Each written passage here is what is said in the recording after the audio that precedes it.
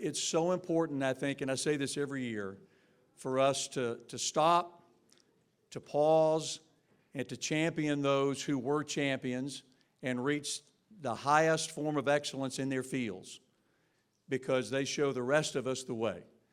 And it's a shame we only get to do this once a year, but you can tell by the crowd that this is a special night because this is a big class.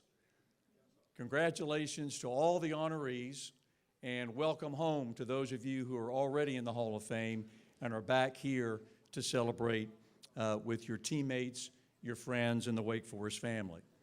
It's also a pretty big deal when the president comes. You know you've got a big night when the president is here. Dr. Susan Wente is Wake Forest's 14th president and distinguished university professor of biology and biochemistry. Leading with trust, transparency, and teamwork, she believes the university's motto, Pro Humanitate, calls Wake Forest to be a catalyst for good in our society. Dr. Wente has led Wake Forest in developing strategic, meaningful community partnerships here in Winston-Salem, the Triad, and across the state of North Carolina, a key priority identified in the university's strategic framework. Please welcome Wake Forest President Dr. Susan Wente.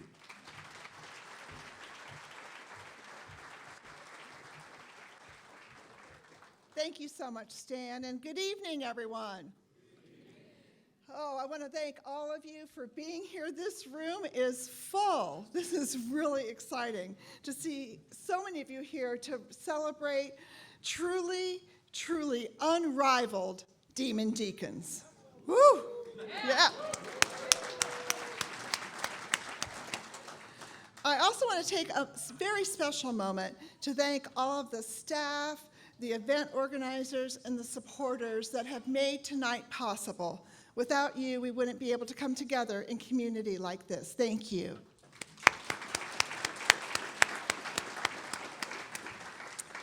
So tonight, we are going to hear from and hear about some of the very best Deeks to ever represent Wake Forest athletics. On behalf of the university, I want to thank each of you and your families and your support systems for all you have done and continue to do for Wake Forest. This year's Hall of Fame class, I think, embodies what makes Wake Forest athletics so distinctive. All of us here know, and our inductees know as well as anyone, it takes so much more to be successful as an athlete, a student, or a coach at Wake Forest. While there are many athletic programs and many college athletes across this country who experience high levels of success also, at Wake Forest, our athletes must strive even higher. They must perform at the highest levels in their sport and in the classroom. And we are so tremendously proud of that. Our Wake Forest coaches build programs that win while never sacrificing the transformative educational experience of their players. Our coaches are integral to that, and our student athletes are partners with them in that. Taken together, this year's inductees are exceptional in their contributions to our great university. Each of you are deeply committed, I can see it in terms of reading about you, to also serving others and really striving to our motto, Pro Humanitate. Each of you live the lives of excellence, integrity, and service to others. You topped the leaderboards of your respective sports, you won big, and you made sure and continue to make sure that others have what they need to win too. You are lifelong learners, and you won't be surprised for me to say that you are catalysts for good, and you are leaders of integrity. It's for all of these reasons that you are so very, very worthy of this recognition. And your efforts inspire us to provide opportunities and to continue providing opportunities into the future for college athletes. Yes, I would acknowledge, John Curry, our athletic director, would acknowledge, Pete Brubaker, our faculty athletic representative, would acknowledge that college athletics is rapidly evolving. Don't ask me what might have changed today. We know this, and I assure you that we are taking a proactive, values-centered, student-centered approach so that we can continue to succeed, so we can continue to compete at the highest levels, all while maintaining the close-knit relational culture that is the defining element of the Wake Forest student-athlete experience. We are and will continue to be committed to the whole person. I am so honored to lead a university with such a rich athletics history, one that sets the standard for our current students, our community partners, and for future generations of Demon Deacons. So congratulations to each and every one of you. We are so honored you are here with us today. And as always, go Deeks!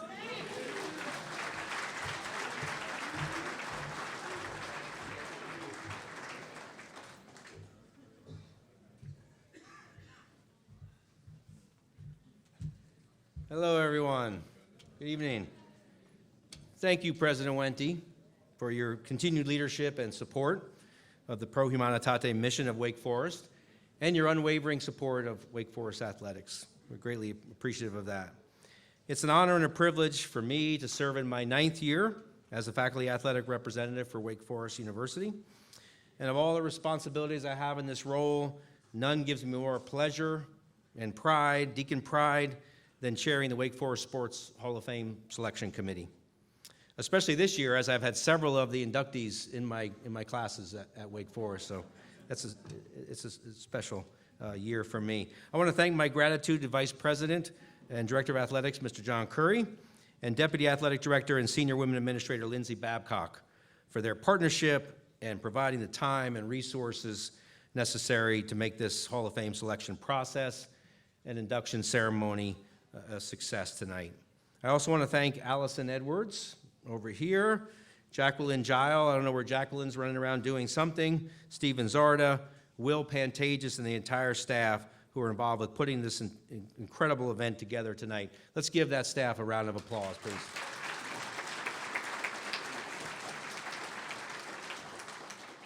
Also, shout out to my man Stan Cotton over here for all he does for Wake Forest athletics and the university. And thank you for serving as our MC, tonight, Stan, so thank you. Now, we have some Hall of Famers already in the house, right? And I would like the current Wake Forest Sports Hall of Fame members in attendance to please stand and be recognized as I read your name. I always try to get the group to stand up together and then give applause, but that never works. So we'll do it one by one, okay? And this never works to do it as a group, so we're going to do it one by one, and so please stand and be recognized as I go through the list here of our Hall of Famers that are in the house tonight. Amy Privet-Perko, I saw Amy. Roper Halverson, where's Roper? Back there. Randolph Chilris, where's Randolph? There he is.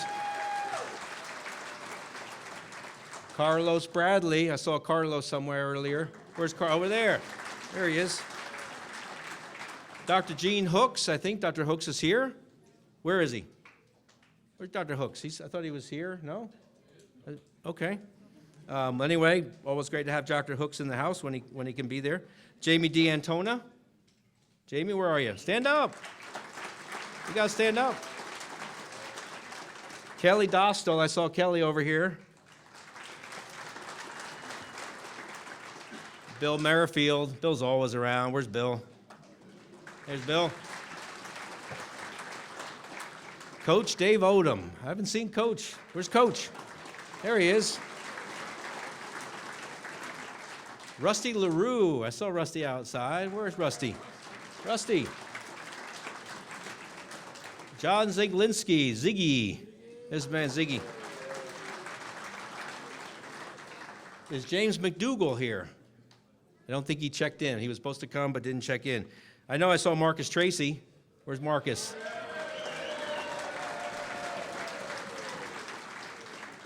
If you haven't been here before, the soccer crew is always the loudest bunch in the house. So I know Diane Daly's here. I saw Diane. Mr. Ron Wellman, I saw Ron coming in. Where's Ron? Back there. Big Daddy, Bill Faircloth. I know Bill's in the house. There he is.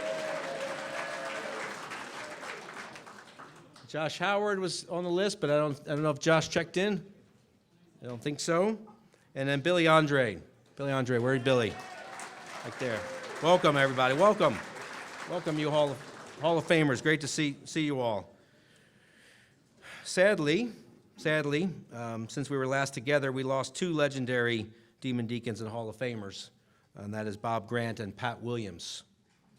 Wake Forest legend Bob Grant, a true trailblazer in college athletics, passed away at the age of 77. In 1964, Grant, along with teammates Butch Henry, Willie Smith, made history as some of the first black football players to integrate college football in the South. Honored by the NCAA with the Inspiration Award in 2022, Grant's legacy lives on through the Robert Grant and Kenneth Butch Henry Trailblazer Award here at Wake Forest University, ensuring Bob's impact is felt for generations to come.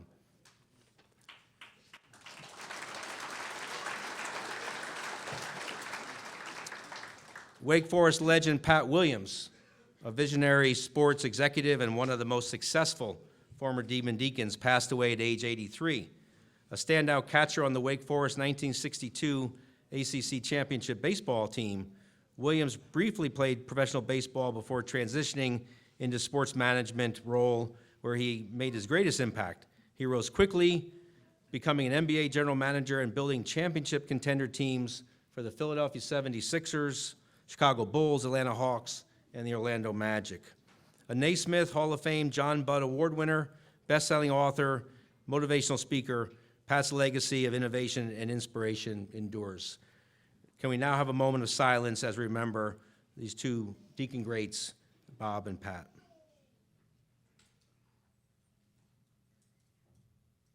Thank you. I now ask the 24 members of the Hall of Fame, Wake Forest Sports Hall of Fame Selection Committee to stand and be recognized. So if you're on the selection committee, please stand. Please stand. There better be a bunch of you.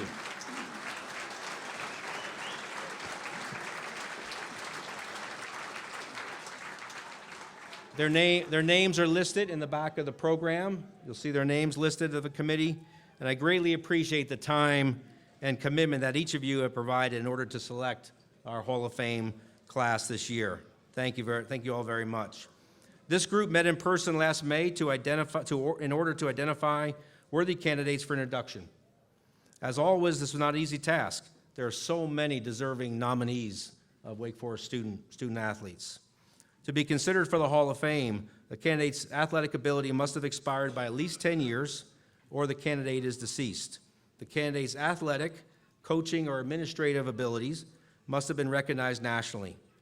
The candidate's athletic achievements as a student at the university or as an alum must have brought considerable fame to Wake Forest University as well as to him or herself. Finally, the candidate must be in good character and reputation, and I think we can say that's true for the folks that are admitted tonight. I think everyone in this room would agree that tonight we have a large and very star-studded class of inductees that amplify the very best Wake Forest has to offer based on their competitive accomplishments, but also their extraordinary efforts by all these individuals to better the lives of the people around them and in their communities. They do truly amplify the Wake Forest Pro Humanitate message. So thank you all for being here tonight and creating really a special evening for our inductees.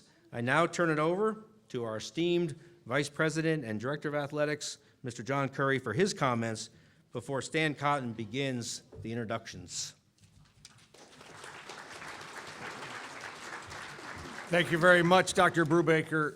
and welcome everyone. You know, it's pretty cool when you get to drive in to an event and you've got to reroute traffic a little bit because you got an awesome construction project going on here at the grounds, and you got to go back here and see number 12 baseball team finishing up a win over Princeton, and then you turn around the corner and the number 1 tennis team in America is playing Stanford, and they did win 4-2, Ross. We got to 4-2. Charlie came back with that one. Pete thanked and recognized all the people I was going to thank and recognize, like Allison, but he did not acknowledge our bartenders, 2 over here, 4 in the back. This is a long ceremony, and they're still open. Just remember to tip your bartenders, please. The MVPs. Tonight, we celebrate stories that define Wake Forest University, stories of perseverance, achievement, and the relentless pursuit of excellence. This Hall of Fame class embodies everything that makes Wake Forest distinct. As President Wente mentions, and as you know, we're in the midst of a historic disruption and transformation in college athletics and in higher education. It's a bewildering time with great challenges, but also great opportunities, and I'm thankful for President Wente's leadership, both for Wake Forest and in her critical role as Vice Chair of the Atlantic Coast Conference Board of Directors. I can tell you that in her 3.5 years of service already at Wake Forest, there's no president in America that has sought to do more to understand, advocate, and fight for athletics, not because of just athletics' sakes, because of how she recognizes what it means to our university community in general. So please, let's recognize President Wente for her work. Now, amidst the chaos, there's 2 things that remain constant. And I want everybody in this room, when you hear people talk about college athletes now, I want you to remember 2 things about Wake Forest student athletes, and you remind people this when you see them. The first thing is, Wake Forest athletes are still going to class, and they're still achieving the highest graduation rates we've ever had and superlative academic accomplishments in our history, and they're still winning, as we've talked about already. I would like, at this moment in time, we have a lot of student athletes who are here tonight, who've chosen to be here tonight. I'd like all the student athletes to stand and remain standing real quick, okay? I know we got football over here, we got women's soccer. All right.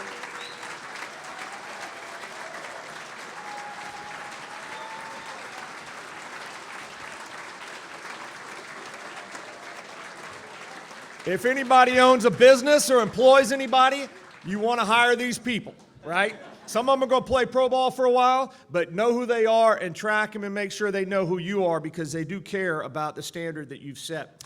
Thank you, men and women. Thank you. So far this year, we've won ACC championships in men's soccer and cross country, and Coach DeLuce and the women's soccer team thrilled Deacon Nation with the run to the College Cup and the national championship match. I've already mentioned men's tennis. And then, as a note to the future Hall of Fame committees, our track team set a new school record and established the 4th fastest time in NCAA history in the distance medley last week.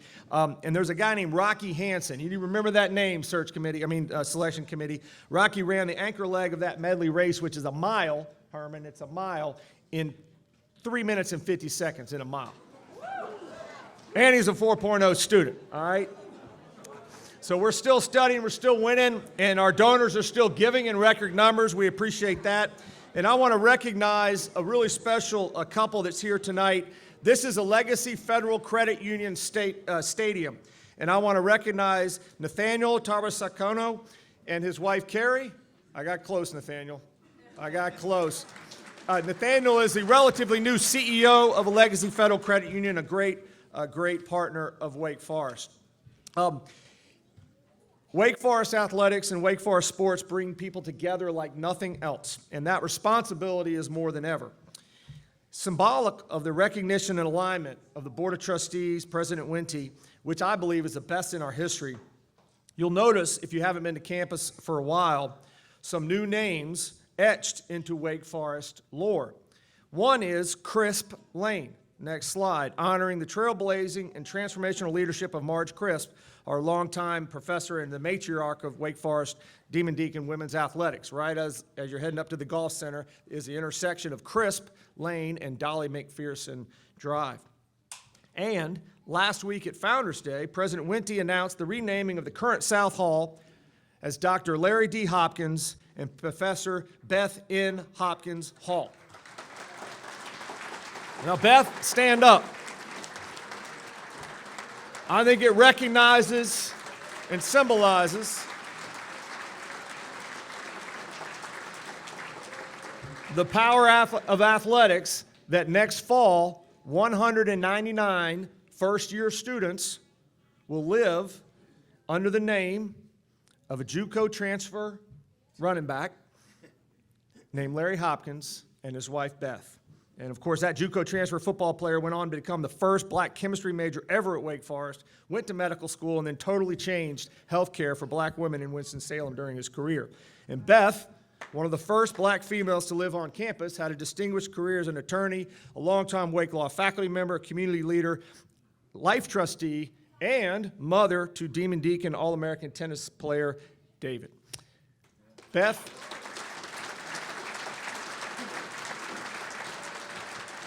you and Larry are my Wake Forest. Thank you. As we move forward to tonight, Aubrey, Bill, Ike, Keeva, Ovie, Cheyenne, Ish, Alfonso, Nancy, and Lynn, as we honor you, know that your achievements and careers transcend athletics and truly represent the Wake Forest spirit of Pro Humanitate. Go Deeks.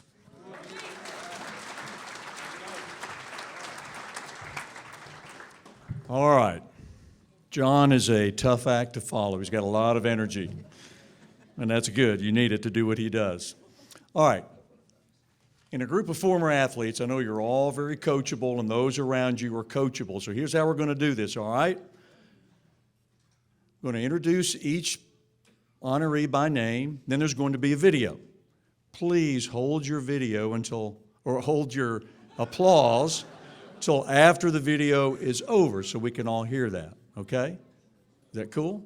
All right, let's see how you do. Our first honoree, and Lynn, you can start making your way up here. Tonight's winner of the Dr. Gene Hooks Lifetime Achievement Award, and it is Miss Lynn Heflin. For 35 years, Lynn Heflin was the heartbeat of Wake Forest basketball, serving as the administrative assistant to the head coach and playing an invaluable role in shaping the Demon Deacon family. Tonight, she is honored with the Gene Hooks Lifetime Achievement Award, a fitting tribute to her unwavering dedication and impact on Wake Forest athletics. Heflin's journey with Wake Forest began in 1985 when she was hired by then athletic director Gene Hooks. To her, Hooks was more than just a boss. He was a father figure, someone who made the entire department feel like family. That sense of belonging and connection became the foundation of her career. Over the decades, she worked closely with 6 head coaches: Bob Stack, Dave Odom, Skip Prosser, Dino Gaudio, Jeff Buzdelic, and Danny Manning, managing schedules, budgets, and day-to-day operations of the basketball program. But her role was much more than logistics. She was the glue that held the program together, fostering relationships that lasted far beyond the final buzzer. Her presence was felt everywhere, from organizing ticket lists and handling autographed basketball requests to supporting players both on and off the court. She maintained lifelong connections with student athletes, ensuring they always felt part of the Wake Forest family. Congratulations, Lynn, on being the 2025 Gene Hooks Lifetime Achievement Award recipient. Thank you.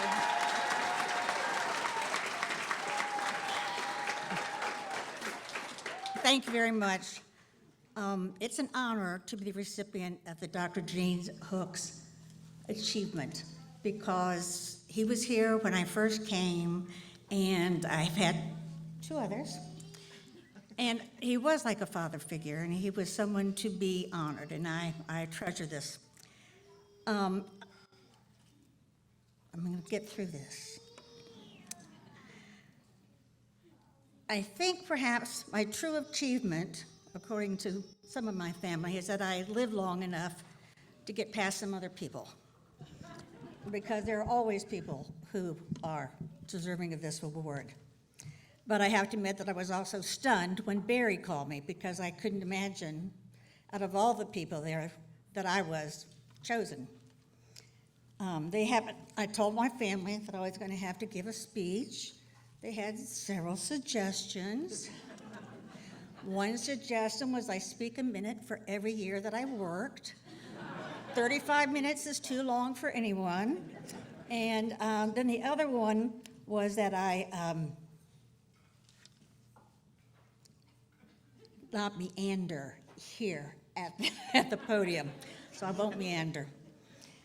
I need to thank my family, husband Rob, son Scott, wife Stephanie, daughter Kristen, her husband, and we have 3 of the 4 grandchildren here. The other one is in Tuscany for a semester abroad. They have stood beside me along with my good friends through all of these years, and without them, I probably wouldn't have made it. There are times when life leads you where you need to be, although it doesn't feel like it at that time. I began looking for a position at Wake Forest when we had moved here, and Wake Forest was close. We knew where to get around the house and around the town, so it was time for me to look for a job. And I thought, that's pretty good. I'm close. We were close to Wake Forest. I'll apply for a job.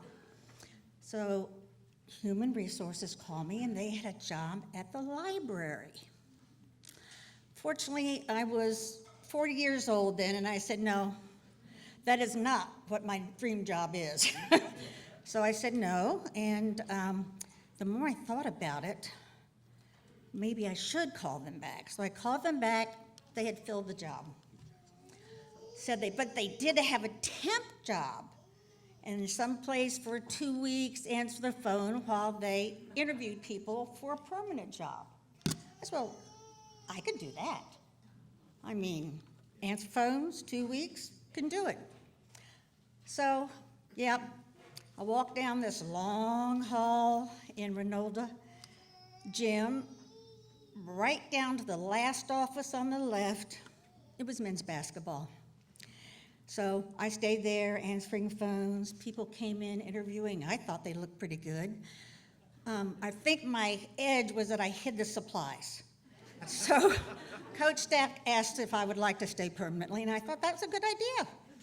You know, what I didn't realize growing up in Alexandria, Virginia, was that we were into pro sports. I thought I knew sports.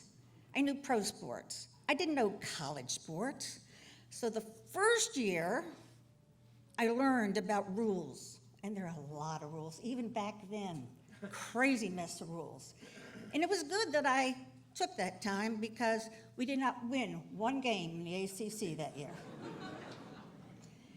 And I do love to win. But, you know, such as it was. Then, so I got the job and gone all through that. But I planned on working 2 to 3 years. I was gonna go back home, raise my kids. I left that to my husband, and 35 years later, now they have their kids. It worked out pretty well. They're pretty good kids. Being an English major and a lover of sports, this was the perfect job I was looking for. And I loved it. It was wonderful once I understood some of the basics about it. But the best part was the relationships I had with my players. They came in all sizes, some really talented, some not. I had, you know, what can I say? But I loved them all. The stars that you all have heard about, you know, Tim and Josh and Ish and Rusty and lots of players. But I also loved the subs. I loved the walk-ons, the managers, because we were all in it together to win. How can you not be a team like that? So, got through all of those. And then they came back to visit after they had grown up and their frontal lobe had messed. And Yes, they came back and they were responsible husbands, fathers, citizens, and I was so proud of them. It does happen, which gives you faith, for all your smaller, younger men. It does happen eventually. But I was proud of them, and they were proud when they showed their families, their pictures, where they were, and the degree that they earned. And that's all you can ask for.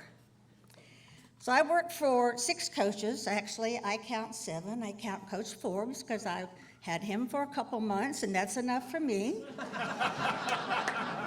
That didn't come out exactly right.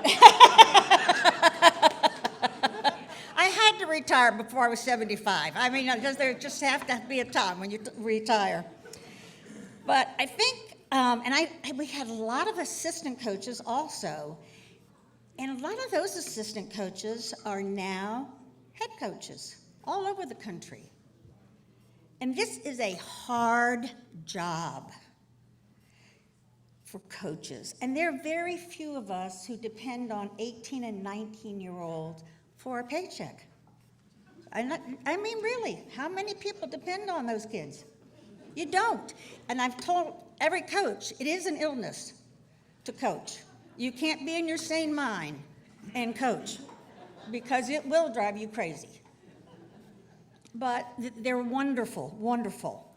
And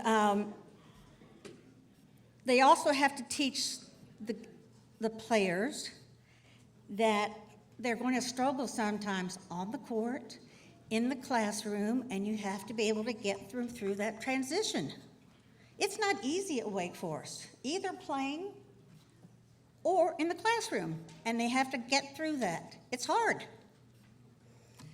Anyway, did anybody time me? Is it 35 minutes yet? Yeah. Not yet. Okay. Turn that on. Oh, wait. Right. I think they said 3 to 5 minutes. 3 to 5, not 35. The coaches, the players, the support staff, these are the reasons that I stayed so long, even when I hadn't intended to. I have formed many lifelong relationships and have heard from so many of them after the announcement of the award. It was a blessing. So thank you all for including me in all your aspirations, and go Deeks. Come on, man. Leave that right there. Okay, thanks. You give her a standing ovation right here.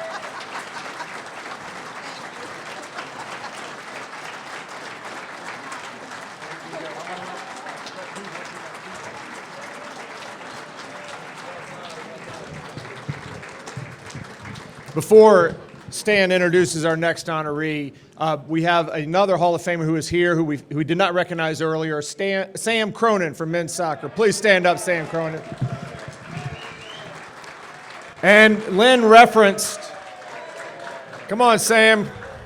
I broke the program, Sam. You got to stand up. All right. And then Lynn referenced coaches and former coaches, and we have 2 former Wake Forest coaches here. First, we'd like to welcome back Coach Dino Gaudio.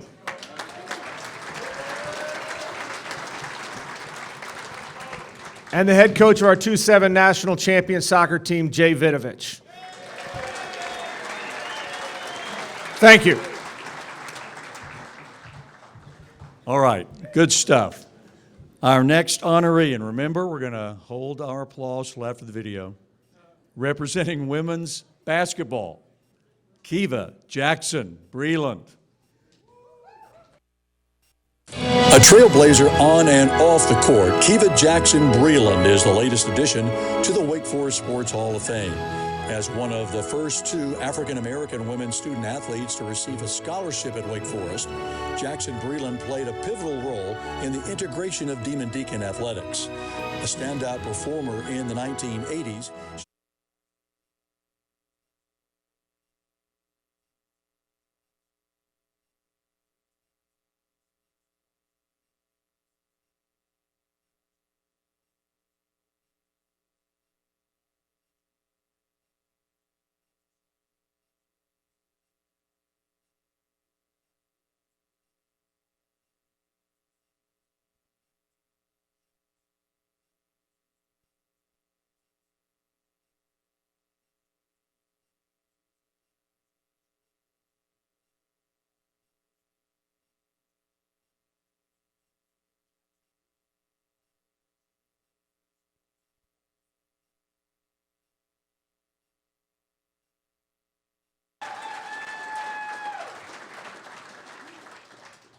Thank you.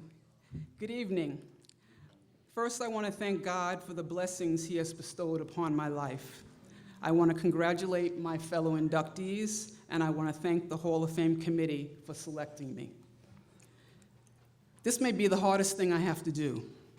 36 days ago, I buried my best friend, my love, my husband, who died unexpectedly from a heart attack. I wasn't sure that I would make it here today, but I knew that my husband would have wanted me to be here, and I believe God gives His toughest assignments to His strongest soldiers.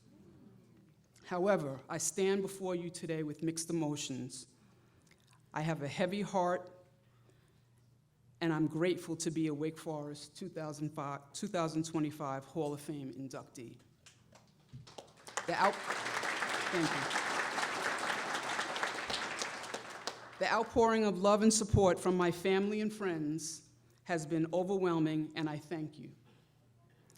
When I arrived on the campus of Wake Forest University in 1981, I immediately felt at home. It was no different than any setting my parents had afforded me the opportunity to have. You see, I attended a private kindergarten, grammar school, and high school where my brother Kevin and I were always in the minority. This helped me to become a well-rounded human being and prepared me for being one of the 250 out of 6,000 or 4,000% of black students to attend Wake in 1981. Despite the disparity, I never felt out of place. I never felt unwanted. I believe this speaks to the culture, the faculty-to-student ratio, and the intimate setting that lies within this campus then and from my current visits continues today. I was surrounded by my coaches and teammates who always supported me. Coach Wanda Briley, who unfortunately couldn't be here today, and Coach Lori Bailey, who recruited me because I was not only a basketball player from New York, but they felt that I could change the trajectory of the program, which I'd like to believe I did. They took advantage of that opportunity, and I not only graduated, I was a recipient of the Trailblazer Award in 2023 for being one of the first black women to play basketball at Wake Forest. And now I'm in the freaking Hall of Fame.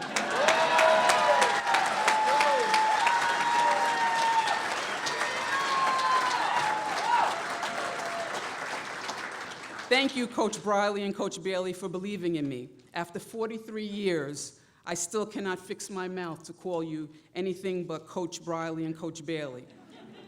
I have deep respect and love for each of you, and I am thankful for our continued communication.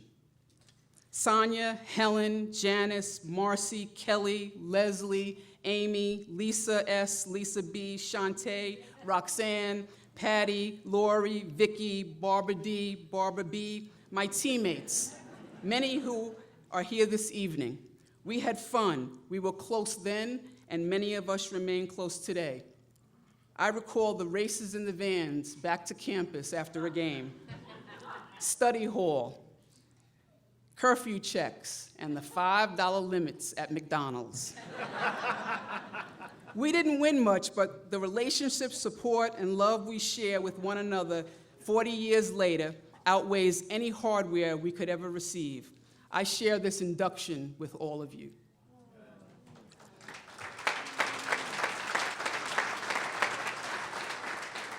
The late Maya Angelou, Dr. Maya Angelou, and Dr. Dolly McPherson, and the very living Dr. Herman Urey, three brilliant human beings and professors I identified with and admired. We also shared one commonality. We were first in our field. Dr. Maya Angelou and I arrived on campus in 1981, although I never had the privilege to have her as a professor. I always admired her work. She was the first black female director in Hollywood for Down in the Delta. Dr. Dolly McPherson was the first black woman to be a full-time faculty member at Wake, and as you walk around campus, you will find a street named McPherson Road. Dr. McPherson would give me a well-deserved F in English literature. Dr. Herman Urey, please stand.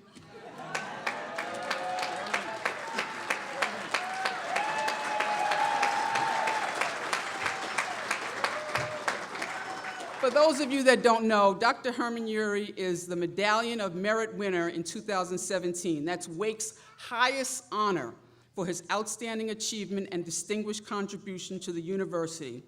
He was Wake's first Black doctoral recipient. He was also Wake's first Black male full-time faculty member. And also, if you drive around campus, you'll see Urey Drive.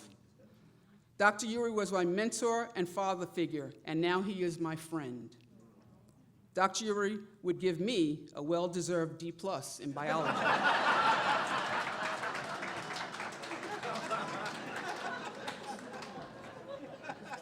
The F in English and the D+ in biology helped to humble me and certainly plummeted my grade point average. I was not a good student, and thank goodness my GPA is not on my diploma that I proudly display on the wall in my home. The degree that provided an opportunity for me to obtain the job with New York State Office for People with Developmental Disabilities in 1990 for 32 years, where I worked to improve the lives of others until I retired in 2020 at age 57. I have dedicated my life to advocating and improving the lives of others. Pro humanitat. Wake Forest, I understood the assignment.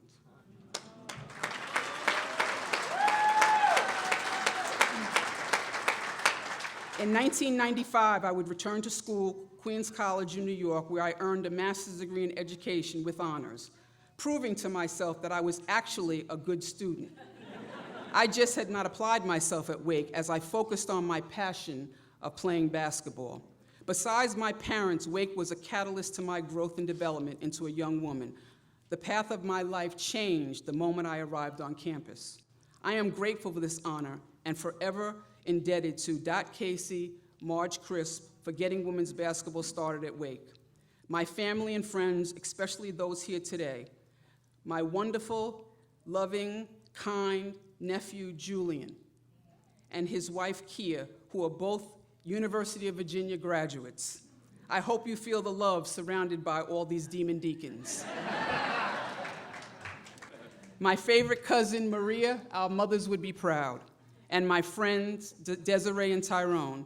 To my mom and dad, Dr. Susan Wente, John Curie, Hall of Fame Committee, Dr. Herman Urey, Dr. Carol Guth, Coach Wanda Briley, Coach Lori Bailey, Coach Jebier and her staff, Will Pentages, and all women's basketball players past and present, I hope that I have made you proud. A special thank you to Allison Edwards and Noel Shepard for getting me here today. To my 2-year-old great nephew, you may have heard him, Jace Kobe Jackson. The greatest joy of my life is being a part of your life and watching you learn and grow. I love you with all my heart, and I leave you my legacy to follow. Thank you.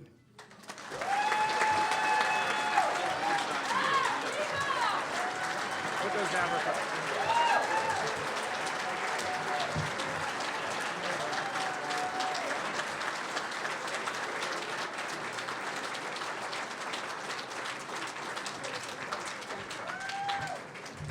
I know she's going to take this.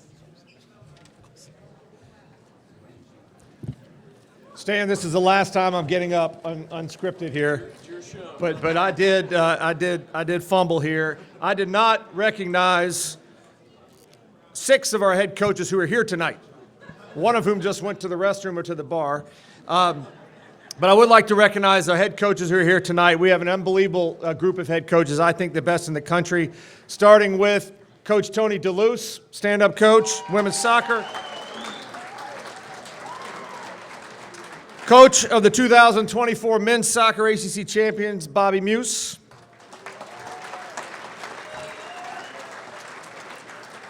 Coach Kim Llewellyn from women's golf, right back here. Coach Megan Jebbia from women's basketball. Coach Steve Forbes from men's basketball. And the only undefeated currently coach at Wake Forest, our pledge, Jake Dickert. Thank you very much. Okay, Keeva, thank you very much. Congratulations. Our next honoree, representing golf, Mr. Bill Coore.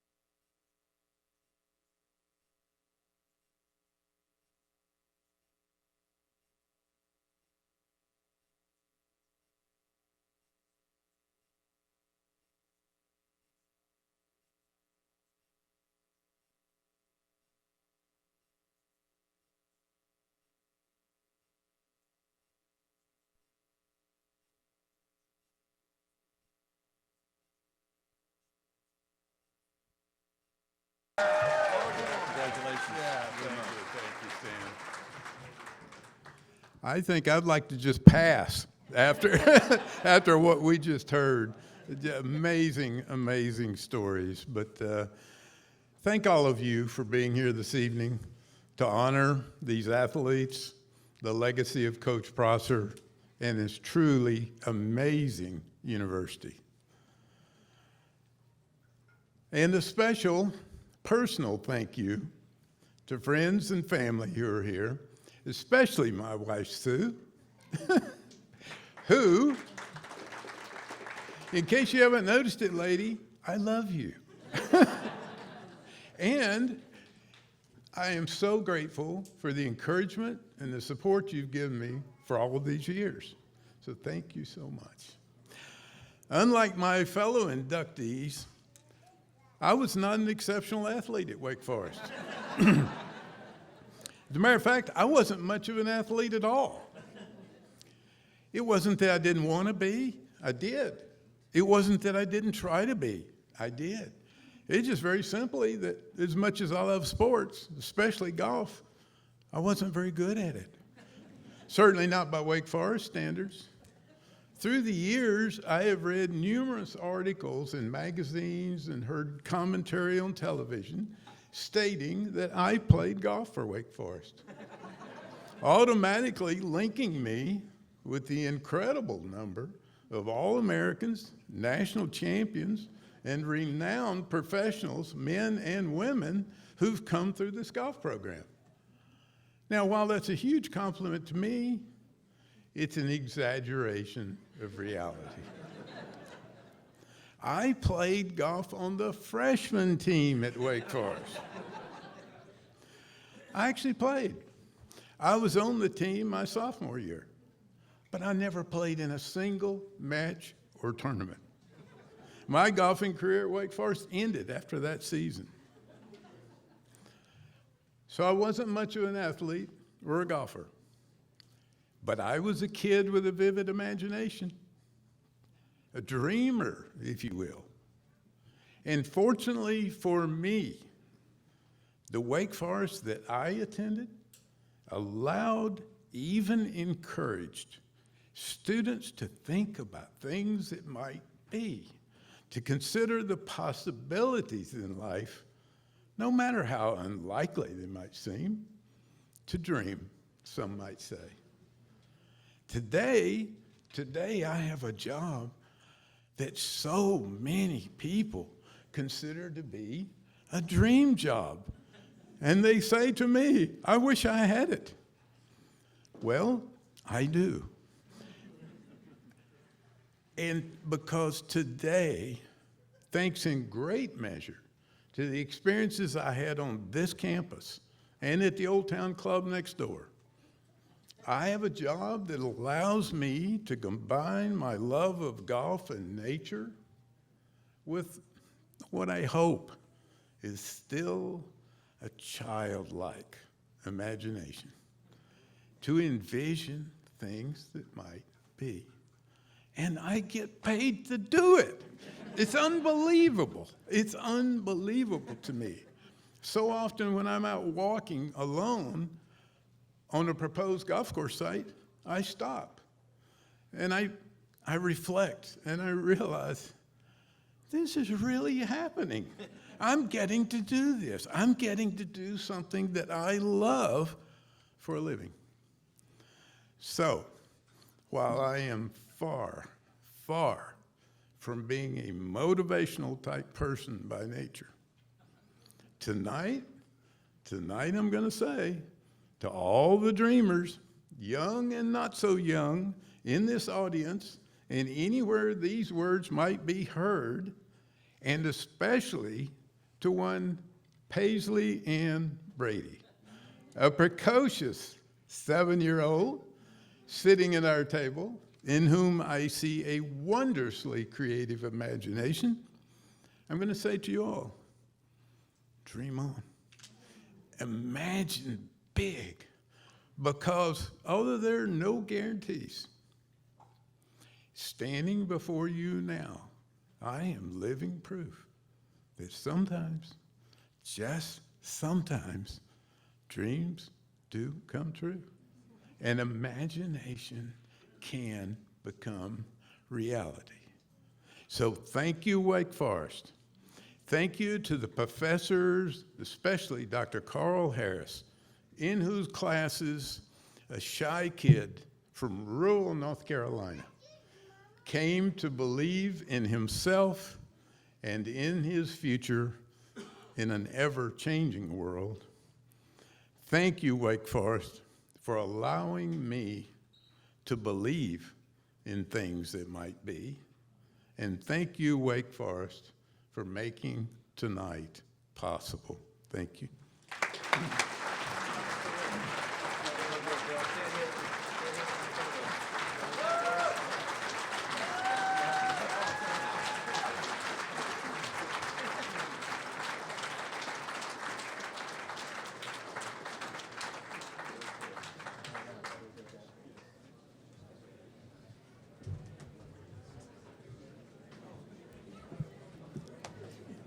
Thank you, Bill. Special words. Thank you and congratulations.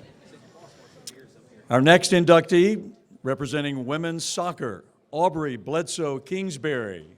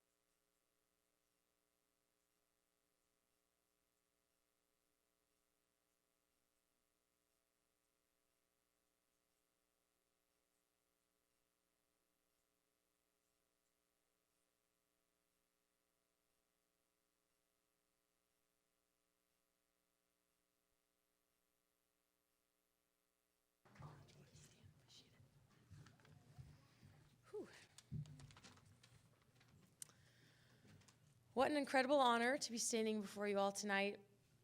I've spent a lot of time reflecting on what I want to say and finding it difficult to truly articulate what Wake Forest means to me. Partly because I'm fortunate enough to still be playing professionally, and the lessons I've learned at Wake continue to unfold, and also because, as cliche as it sounds, so much of what makes this place special can't be summed up in words. But first, I want to thank the committee for selecting me and organizing this wonderful weekend that's brought together the people that I love the most. Thanks to my coaches, Tony DeLuz, still going strong, Megan Jesse and Tim Santoro. To all the other inductees, it's an honor to share this special night with you. I would be in trouble if I didn't mention Katie Stengel.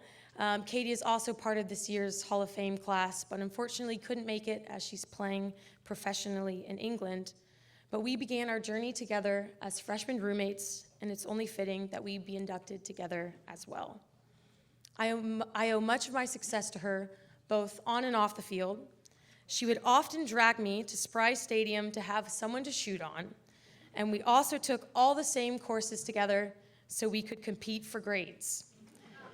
Usually, after she helped teach me the material, I somehow managed to test better than she did. So thank you, Katie. A massive thank you to my husband, Matt, and my family for their unconditional love and support, my siblings, Brett, Amber, and Micah, and especially to my parents, Paul and Char, who worked tirelessly to give us the opportunity to chase our dreams. 3 of the 4 of us kids ended up being Division I goalkeepers, so I'm not sure what was in the water at our house, but I think that speaks to what an incredible job they did as parents. They're truly the reason why I ended up at Wake. As a high schooler, I knew I wanted to play soccer at Wake Forest, but there was one problem. They had no idea who I was. I wasn't very highly recruited, so my plan was to go to the Wake Forest residential soccer camp in an effort to get noticed by Tony and the coaching staff. I'd saved up money from my summer job, but I still needed a way to get there. So I made a PowerPoint to persuade my parents to take me to the camp. I don't know if it was my convincing presentation or their big hearts, but my dad and brother drove me all the way from Cincinnati, Ohio to Winston-Salem for the weekend, our car even breaking down as we pulled in. I ended up winning camp MVP and was later offered a spot on the team. My time at Wake Forest exceeded all expectations right from the beginning. I won the starting spot as a freshman and helped the team win our first ACC championship after saving 3 PKs in a penalty shootout. My sophomore year, we had the best season in program history to date and made it to the College Cup. But as proud as I am of those accomplishments, I'm even more thrilled that this past year's team outdid us by reaching the national championship. Many of them are in the back today.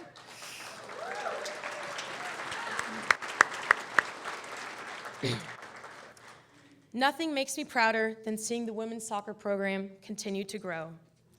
As I reflect on my time at Wake, I'm overwhelmed with gratitude, not for any awards or records, but for the relationships I've made. There was nothing extraordinary about me when I first arrived on campus. I was just a scrawny freshman who was given a chance to start, believed in by my coaching staff, and uplifted by my teammates, a few of them who are here tonight. So many people helped me realize potential I never knew I had. And this support wasn't just on the soccer field. It extended to the mentors who strengthened my faith through Athletes in Action, Julie Griffin and Student Athlete Services, and many professors, most notably Dr. Brubaker, who I worked closely with on a summer research project and has been a steadfast supporter of my academic and athletic journey to this day. That's what makes Wake Forest so special. You become part of the Deacon family when you step on campus, and that family extends beyond Winston-Salem in your 4 years here. A friendship from an intramural basketball team led to some of my closest family friends. I met my husband through a mutual friendship with one of my college teammates. Those same teammates have continued to be some of my greatest supporters, traveling around the world to watch me play. The support and connection of this community never fades. It wasn't just a foundation, but a launch pad. I'm incredibly proud to be a part of the Wake Forest legacy, and I look forward to seeing the next generation of Deacons continue to make their mark. Thank you, and as always, go Deacs.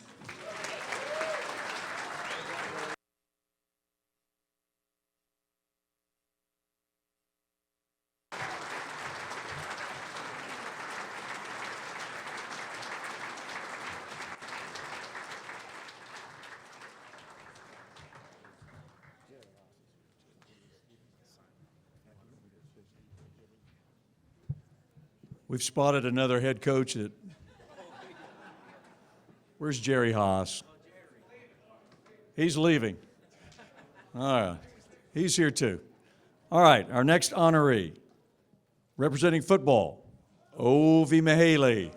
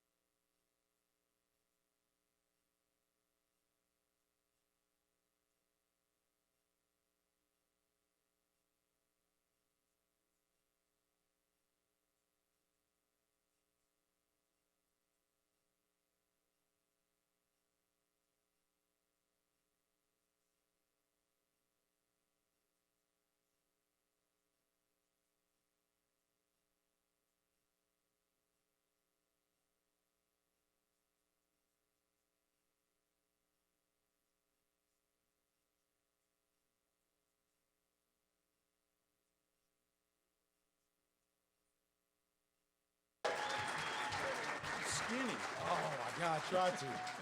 Oh man. Oh my goodness.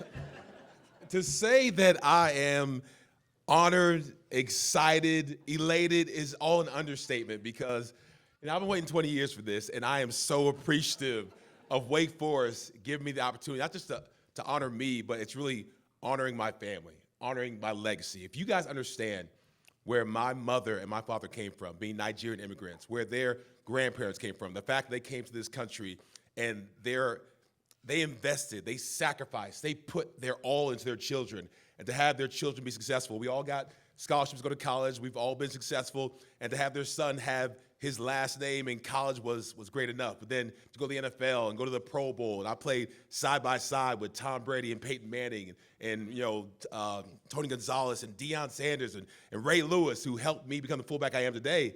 Like, you understand how amazing this is for me. And speaking of family, when I saw the date of this event, I was like, that can't be right. Because not only is this a day where we're honoring several amazing Wake Forest athletes, but this is also my father's 75th birthday today.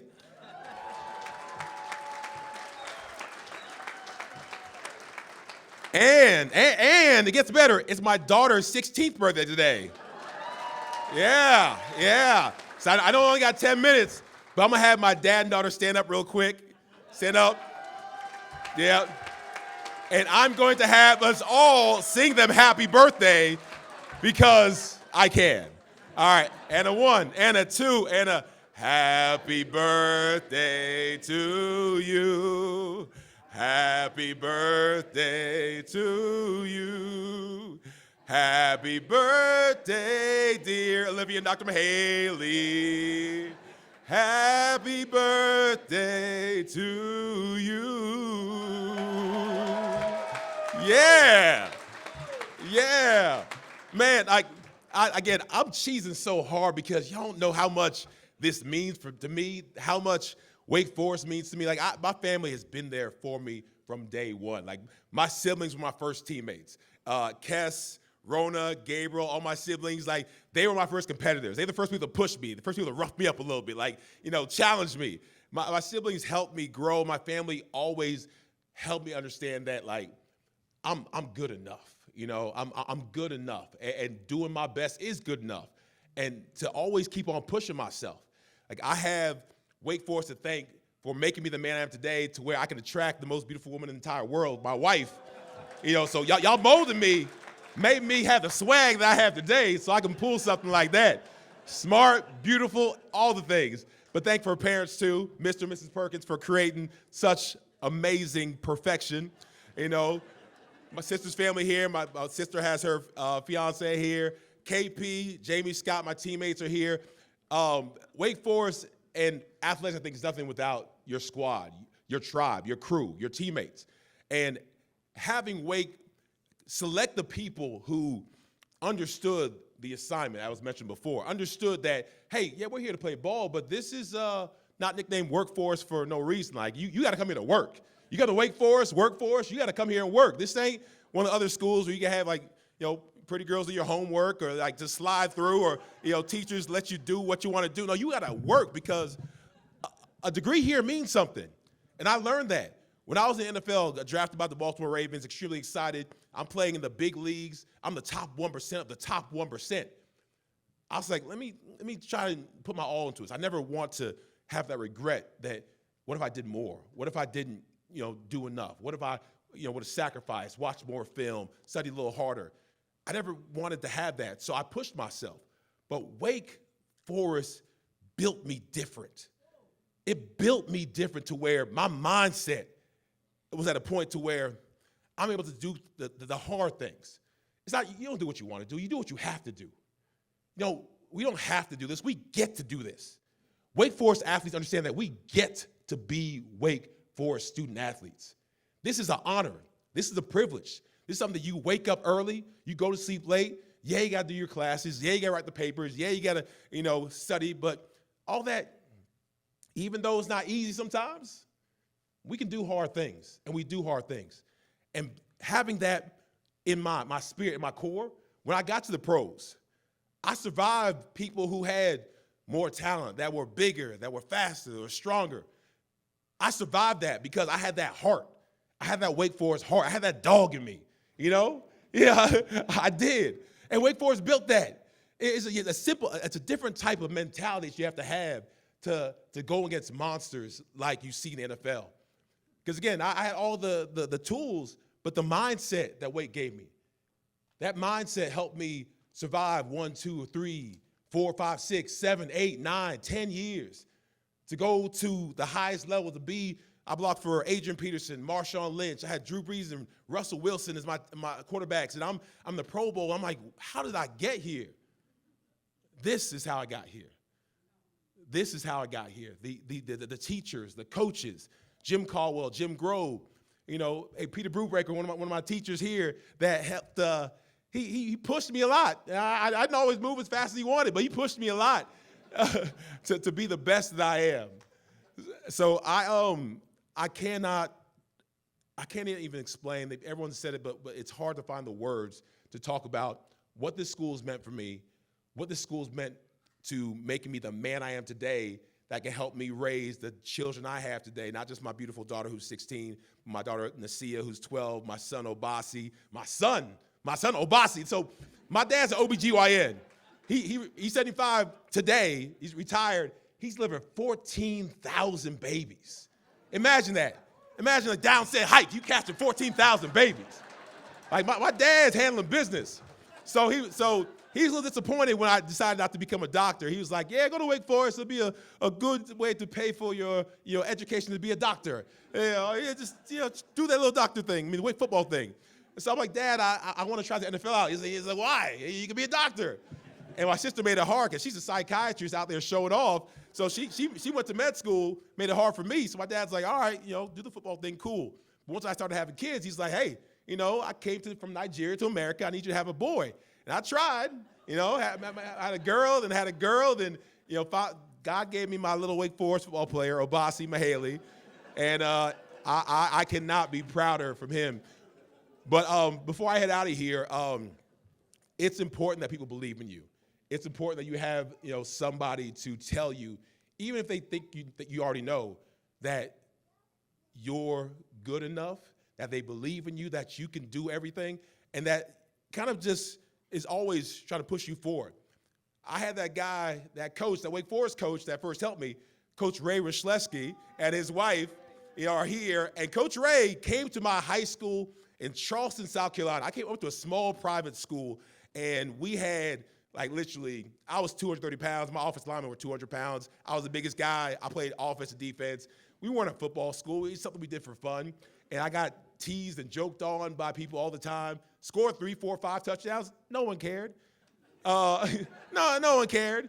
So I didn't think that anybody was going to give me an opportunity to play at the next level. I got a couple of small offers from Furman and Wofford and Citadel, but I got no Division I offers until Coach Ray Ryszlewski came walking down my high school halls with a big Wake Forest hat and a Wake Forest T-shirt on, and he was like, "Where's Ovie Mughelli? I'm here to see him."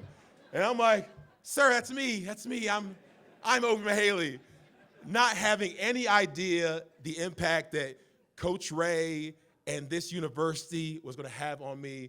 So, Coach Ray, thank you. I thank you for believing in me. Thank you for watching that film and saying, despite it being a small school, despite, me being a tailback, I was drafted as an athlete because I was in a 2-point stance, not knowing I have to go to a 3-point stance and be a fullback. Granted, one of the best fullbacks in Wake Forest history, but, I didn't know I have to go from a 2-point stance to a 3-point stance, but I did that because I was like, I don't want to disappoint Coach. I don't want to disappoint Wake. I don't want to disappoint the opportunity that I've been given. I didn't choose Wake. Wake chose me, and I will forever appreciate that. And to the student athletes that are here, the Wake Forest football players, to all the student athletes, I said it before, this is not something that you have to do it. You get to do this. This isn't, a right. This is a privilege. So take advantage of this opportunity. Work your butt off. Watch more film. Do more than you think you have to do.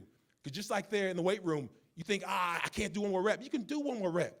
You got to push yourself to failure every single time. That's how you get better. When you break down your muscles, it builds back even stronger. So never stop pushing yourself. Never stop striving for excellence. My dad and my mom started off when we was kids. Sister and brother know this. They always said Mughelli's number one. It's that mindset. I walked around, even before I came to Wake Forest Demon Deacon, knowing that I deserved this, that I was worthy of this. And frankly, we all are. Thank you.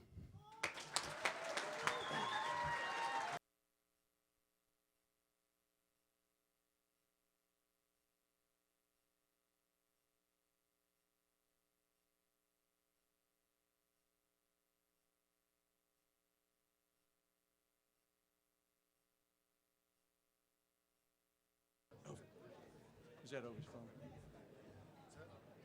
Ovie.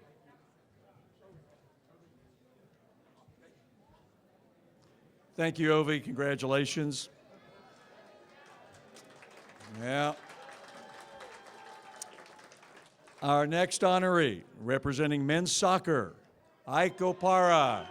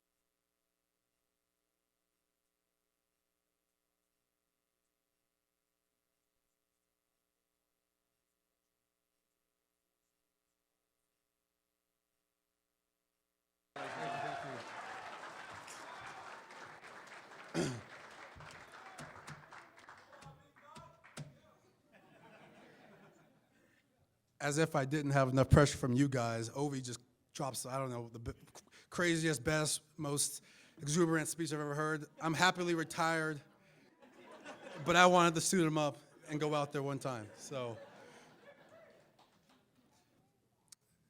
what a night. Seriously, what a night. I've seen these events. This is my first time attending one. I missed some of the, Sammy and Marcus's events, but I heard about it, and truly being a part of this, it's special. It's special, truly. Congratulations to the other honorees, to the selection committee for selecting me to be a part of this great class.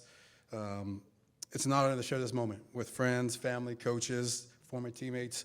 Each and every one of you played a vital role in my journey, all right? And I wouldn't be standing here today without you guys. Just like many of you guys, or the inductees, over the couple of months trying to write this speech, I struggled with it. I tried countless times. Every time I tried to sit down and write it, I ended up with very few words on paper. And it wasn't difficult in knowing what to say, but it was in how to say it. Because there are no words that fully express the overwhelming gratitude that I have for this university and the men's soccer program. So I'll try my best, as I know many thank yous are in order, and I'll try not to bore you to death, because I know there's probably better things that some of you guys want to do, like drink and eat. What? Man, it's surreal to think about nearly 2 decades ago that I first stepped foot on this campus for my official visit. Shortly after, I joined my future teammates for summer workouts, wearing my signature patented basketball shorts and Air Max sneakers. And I promise you, I know they thought this guy showed up for the wrong team. But like I told you guys there, those Air Max sneakers were for max performance, all right? But the guys, they welcomed me with open arms. They gave me space to flourish while showing me the importance of accountability and teamwork. Thank you guys for letting me be myself. You impacted me more than I realized then, and still today. I often don't get to wear this, right, our national championship ring, but I wouldn't have chosen a different group of guys to win the national championship with, brothers and/or clowns. Okay. To the coaches, some of which are here today, Jay, Bobby, I want to express my deepest thanks for your guidance, leadership, and belief in me. They were instrumental in my success and our team's success. You pushed me to be a better player, but more importantly, you instilled the importance of becoming a better person. Your influence on my career and life will remain with me forever. You gave me a chance to shine on the biggest stage in college soccer and to play a small, small, small part of this program's success and history. And for that, I'm truly, truly grateful. Growing up in Durham, which, funny enough, had no idea what Wake Forest was at all. I actually thought I was in Raleigh, I think. But growing up in Durham to a family that always pushed me to strive for excellence, academically and athletically, I want to thank you for never letting me take the easy way out. I'm grateful for all the sacrifices you made to help me live out my dream. From the financial sacrifices, to the long car rides, to the practices of the games, the physical therapy appointments that I had. You allowed your youngest son to travel week in, week out to showcases and miss family events just to kick a soccer ball around. To my parents specifically, thank you for encouraging me to leave my comfort zone when I chose to commit to Wake Forest over other schools. Maybe I didn't understand it at the time, but you also knew when to take a step back and offer me direction when I was torn between leaving school after my junior year or after my sophomore year for the MLS. That's what makes you great parents. And like my mom always told me, everything happens for a reason, and whatever will be, will be. Well, I'd say we didn't end up so bad. To my brother and sister, thank you for letting me explore my passion. All those impromptu soccer games in the living room when I know I broke quite a few things, and in the front yard when I was young. Sometimes you supported me. Oftentimes you yelled at me, just like siblings do. Both were necessary for my growth. To my wife, though we didn't meet at Wake Forest, there's no one I'd rather have by my side to celebrate this honor with tonight. You helped me see this moment not only for what it means to me, but for what it means to hopefully to our young son as he learns about his father. To my entire family, I love you.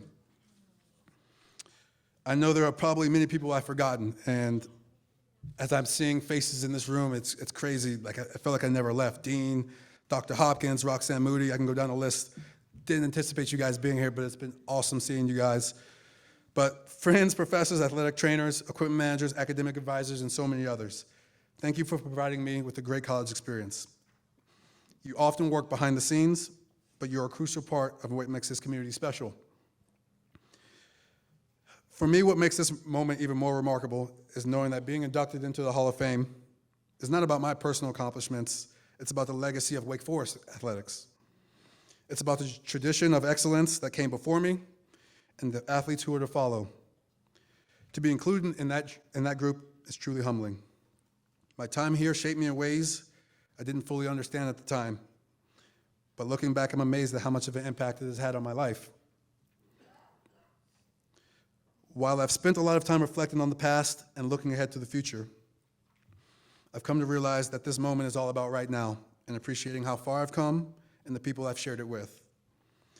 As a former athlete, which I will redact the name since he's not a Wake Forest alum, said, we live in the moment. We're not thinking about the future right now. We're not thinking about the past.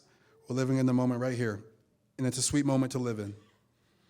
Thank you all. I'm so grateful to be sharing this sweet moment with you guys tonight. Go Deeks.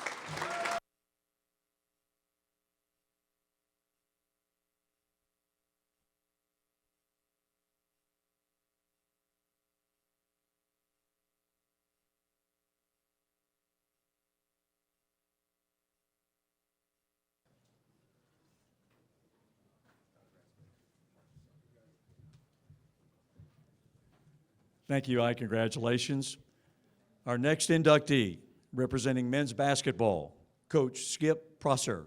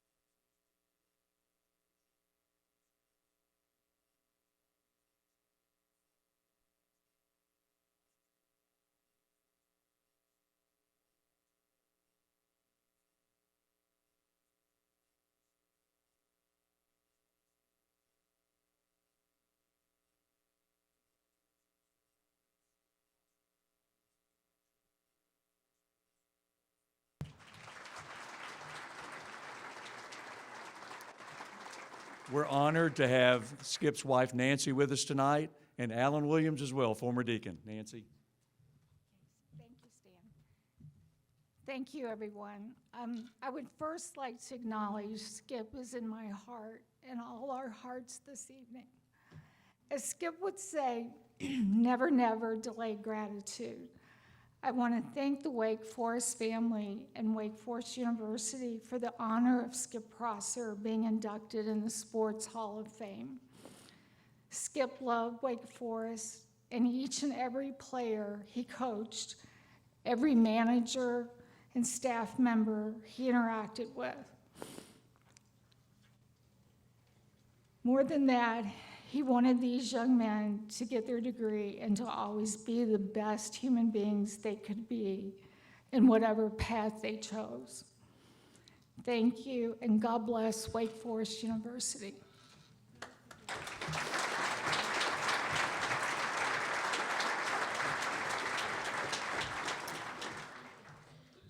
Nancy, I want you to know that for all of this is really meaningful to get to share in this moment with you. And I think you said it right, and it was on the whiteboard pretty much every day in all caps. And you said it.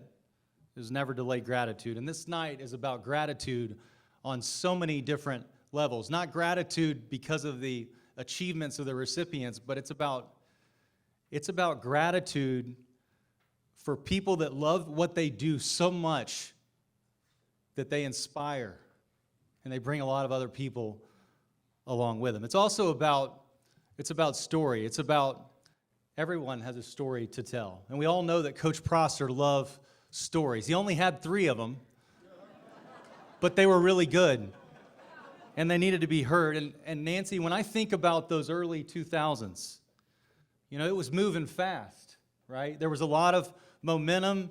It was exhilarating, and you were there for all of it. You were opening up your home. You loved our teams really, really well, and you shared Skip with us, and that's a really big deal. And so I'm honored and I'm humbled that I get to share a few comments about Coach tonight. But before I do, I just want to say thank you to you, Nancy, one more time, because I'm grateful for you and for Mark and for Scotty P for the inevitable role that you played in the legacy that we celebrate right now. Thank you.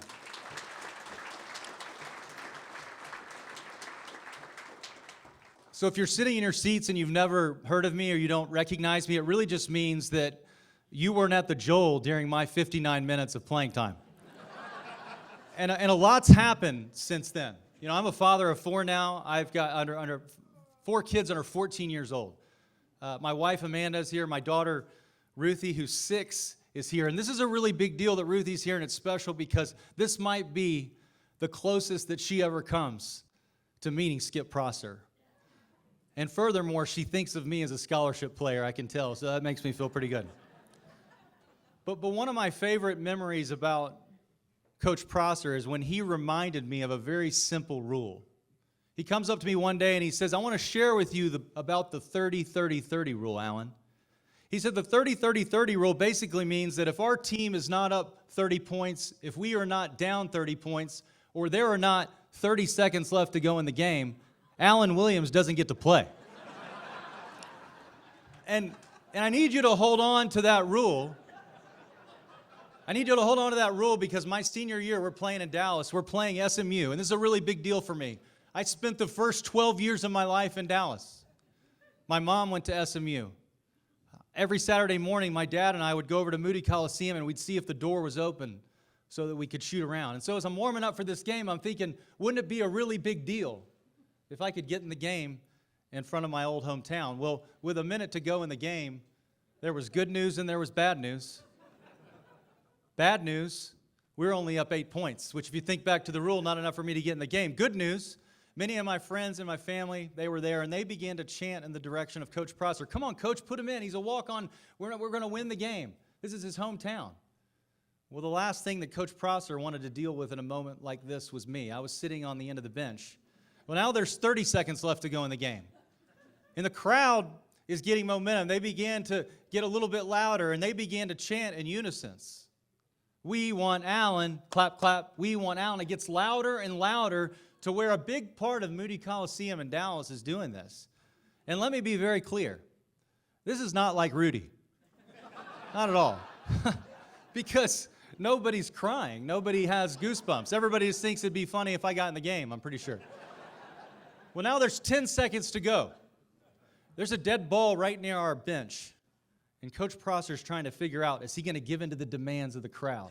He's pacing back and forth. He comes down to my end of the bench, and he looks at me for a second. And then he goes back down to the other end of the bench where the assistant coaches are sitting. And that's where I heard my coach say something that I'll never forget as long as I live. He bends down in front of those assistant coaches, and he yells at them. He says, is there anything Alan Williams can do in 10 seconds to lose this game?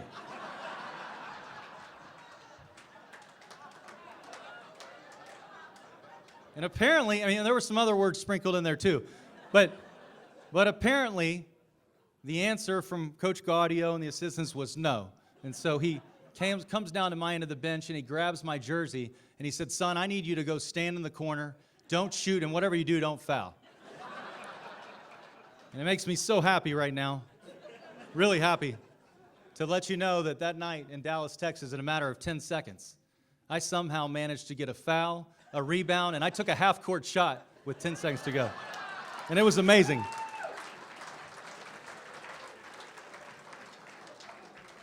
You know, as I'm thinking about what I was going to share tonight, I was thinking about what Coach Prosser would have likely shared.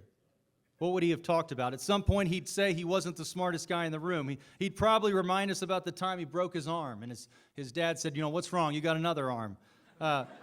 He talked about Pittsburgh like it was almost like it was synonymous with toughness. And I'm sure he'd mix in some Ralph Waldo Emerson at some point. He was a teacher at heart. But in the spirit of gratitude, and I thought about this, and I thought that this is about him tonight. But in the spirit of gratitude, there is no doubt in my mind that he would for sure take a pause during his speech to thank Coach Dave Odom. There's no doubt. And I think that he would say, thank you, Coach Odom, for making basketball a big deal at Wake Forest. I think he would say, thank you for setting the standard that you did. I think he would say, thank you for a 12-year run that was full of winning and rich history that our basketball family, that the Wake Forest family still treasures. And I think he would say thank you for Josh Howard and Darius Sangaila. I know he would. Thank you, Coach Odom.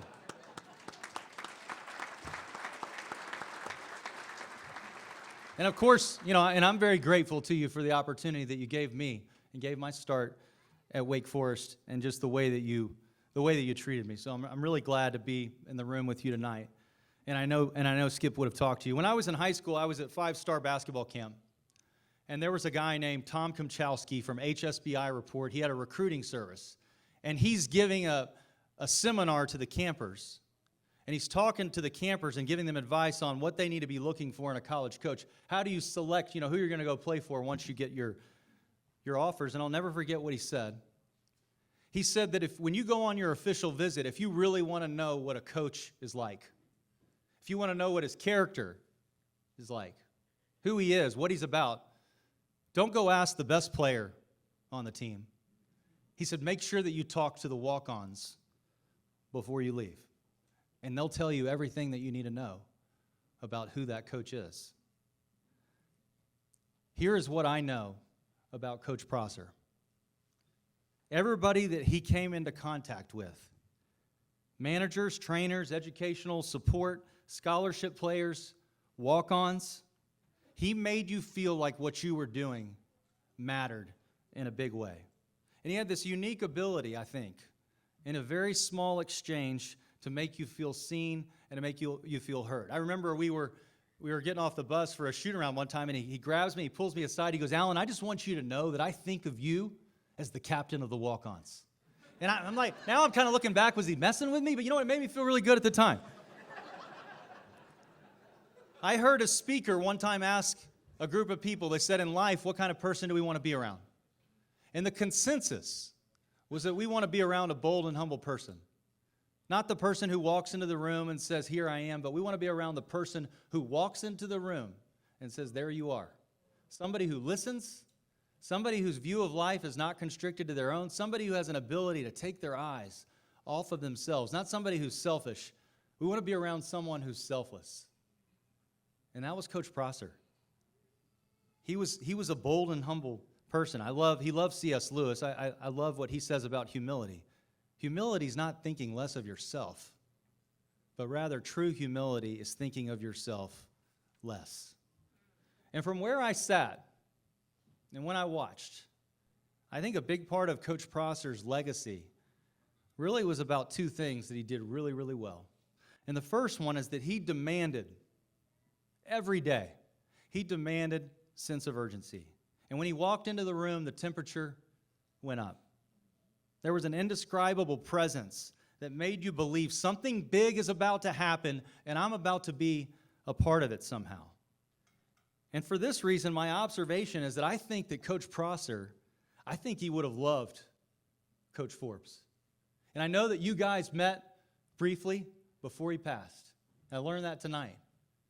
But I'm in Dallas watching the SMU Wake game the other day, and I drove up from San Antonio. I'm sitting there, and I'm just watching the sense of urgency of these guys. And I'm watching their team. And I'm watching how much the assistant coaches care. And every play. And then I'm with a high school basketball coach, and he looks at me and he said, look at Cam's body language on the bench. He's not even playing. But there's a sense of urgency. And it just, connection. And I think Coach Prosser would have really liked that. In my study at home, there's a picture of me standing with Richard Joyce, Scott Bankin, who's here. Chris Paul's standing next to me on the bench. He just fouled out in this picture. And we're in Chapel Hill, and we're about to beat UNC in triple overtime. And what a lot of people say was the greatest regular season ACC basketball game, at least one of them.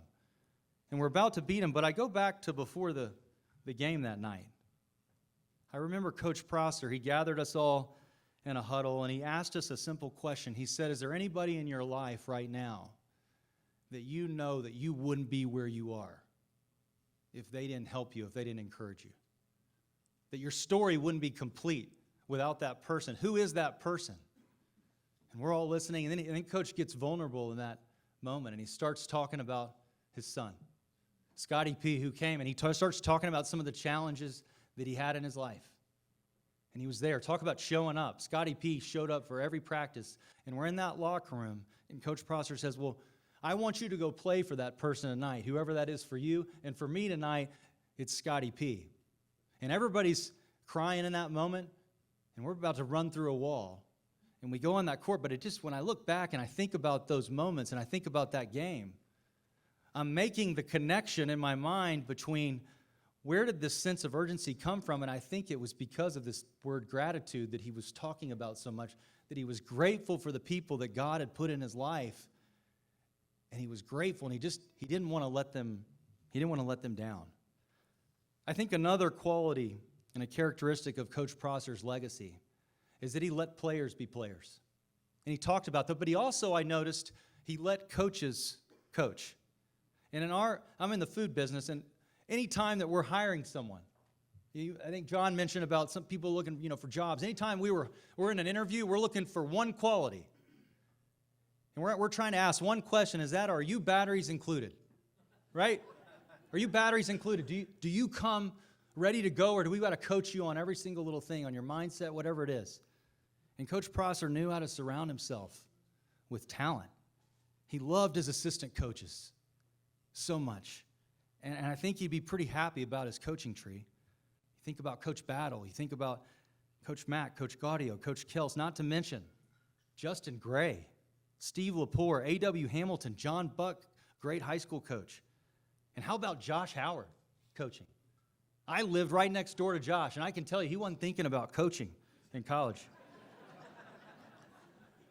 Earlier today, I was talking to my teammate Justin Gray about Coach Prosser, and he basically shared with me that one thing that was really meaningful to him is that Coach taught him that one of the biggest gifts that you can give someone is an opportunity.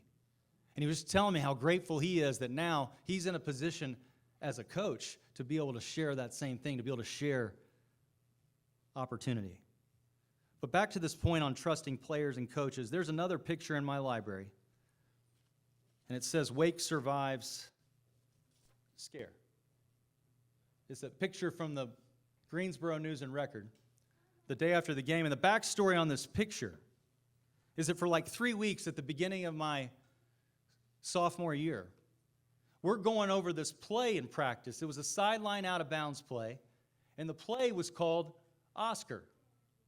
It was a sideline out of bounds play where it was kind of a box formation, screen the screener, there's slip, and it was designed for when there's just, you got a couple seconds left and you need just quick pass, quick score. Got to have it. And we ran it for like 3 weeks. We'd always in practice with this. And we never ran in the games, but sure enough, in the preseason NIT, we're playing UNC Wilmington and we're down 1. And there's a timeout. It's our ball on the sideline. I'm fired up because I'm thinking, what's Coach Prosser about to do in the huddle? What play is he going to draw up? And all of a sudden, we're all huddling up, and I see Coach Prosser step to the side. And Coach Gaudio comes in the huddle with the board, and he gets on one knee. He's calm, he's direct, with complete clarity, low word count, under pressure. I'll never forget, he looks at our huddle. He says, here's what's going to happen. We're going to run Oscar for Darius, and we're going to win the frickin' game. And that's what we did. The next day in the paper, you remember that play, Coach? The next day in the paper, there was a picture of Darius after the score. You can barely see me on the end of the bench. But I always had a way of showing up. It's like Wedding Crashers, you know? And I'm there. Wake survived scare. If success is where preparation meets opportunity, we were ready. And Coach Gaudio, I want to say this to you. Coach Prosser loved you. And he depended on you a lot. And I watched it, and our program wouldn't have been the same during those years had you not been there and brought what you brought to the table. And so I'm very grateful for Coach Gaudio.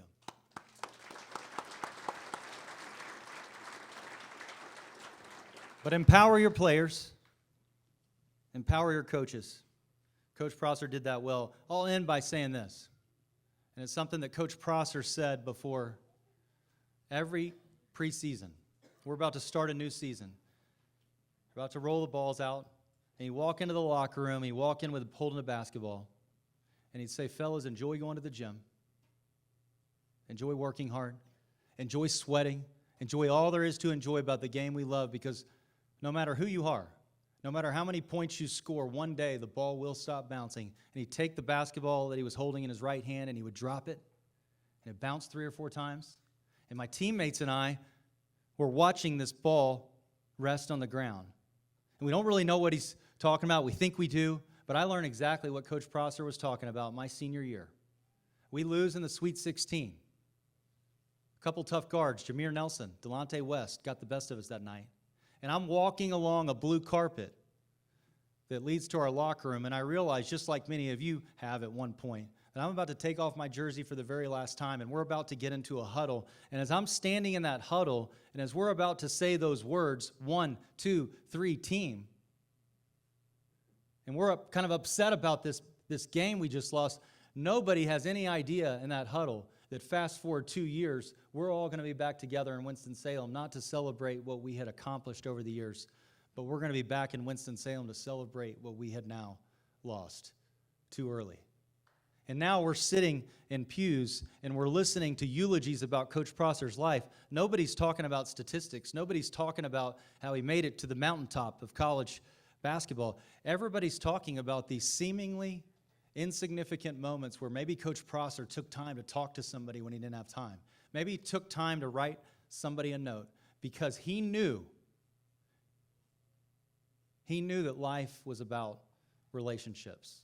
And I love what one coach said, is that true leadership is about building significance in the lives of others.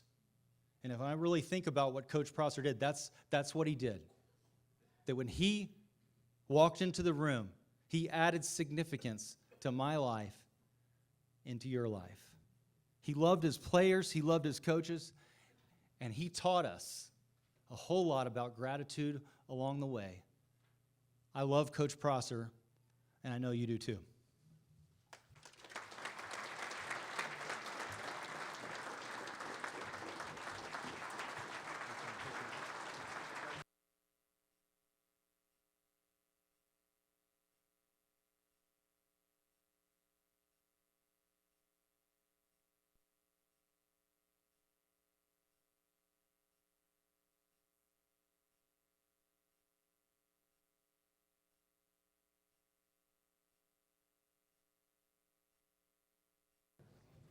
Thank you, Nancy and Alan. Great to have both of you here tonight. And now we swing back to football. Alfonso Smith.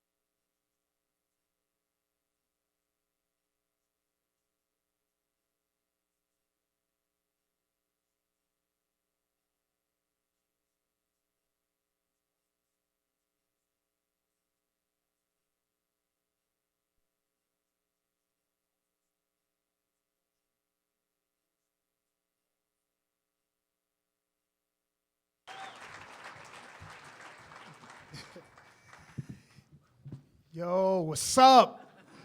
What's up? What's up? I am so excited to be here tonight. I want to start off, it's two sides of me. It's two sides of Zoe, okay? And my obligation tonight is to give you guys an insight on the side of me that got me here, the football Zoe, the Zoe that you guys met, the Zoe that you guys were cheering for, all right? So I'm going to start off like this. First off, I expected to be here. That's first, okay? I'm not even kidding. I wanted to be here tonight. I came to school, to Wake Forest, to be here. I came here to be the best, and that was it. Day one, that's what I thought of. I thought I was the best. I was coming to Wake Forest to be the best that you guys have ever seen in your life, put on a pair of football pads. That was my goal, all right? So I want to go ahead and start off with how we got there, all right? I am the son of a mother that had me at 15 years old, all right? My dad was 16. But as a little boy, most would say, nah, that was an opportunity. That was an opportunity for us, myself and my siblings, to overcome the circumstances and the things that we saw our mama witness. And now that lady who had her oldest son at 15 is the mother of a doctor, is a mother of a kid with a master's.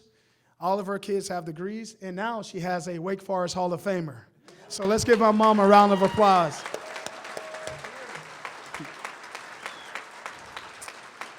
That was the resilience. The don't flinch, I get that from my mom. No matter what the situation was, no matter what play I gave up, Bunny, I didn't care. I wasn't flinching. I was staying right here, Ish. I wasn't going to flinch at all because what I had to overcome to get to Wake Forest was much tougher than giving up a touchdown here. I can assure you that. All right? You guys are looking at the anomaly, the guy who would have never, ever in his life thought of coming to Wake Forest, all right?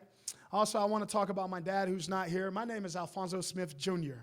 Growing up in my small town in Pahokee, I couldn't go anywhere and play any sports without anyone calling me Little High Smith.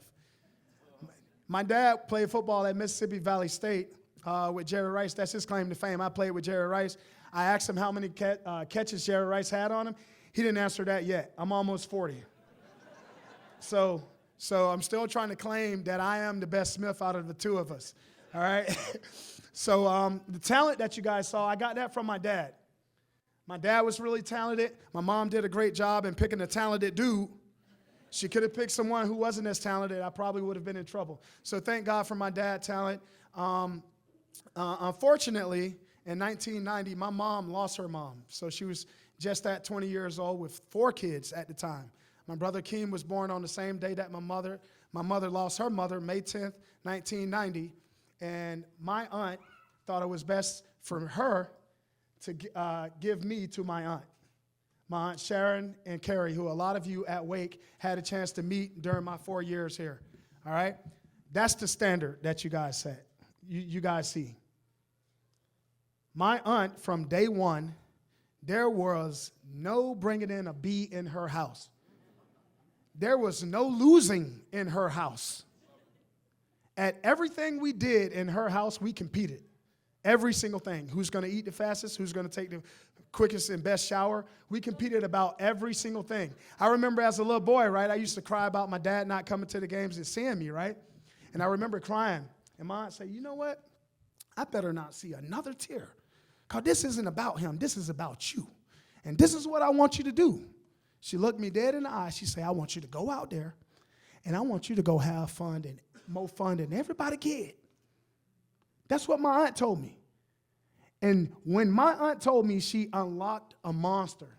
She unlocked the guy that when I cross the lines, I don't care who you are or what we here for, you're going to get it right here. You're going to get it. You're going to get it. So I'm really thankful. I'm really happy to be here to see a lot of the people that helped me during my time here at Wake Forest.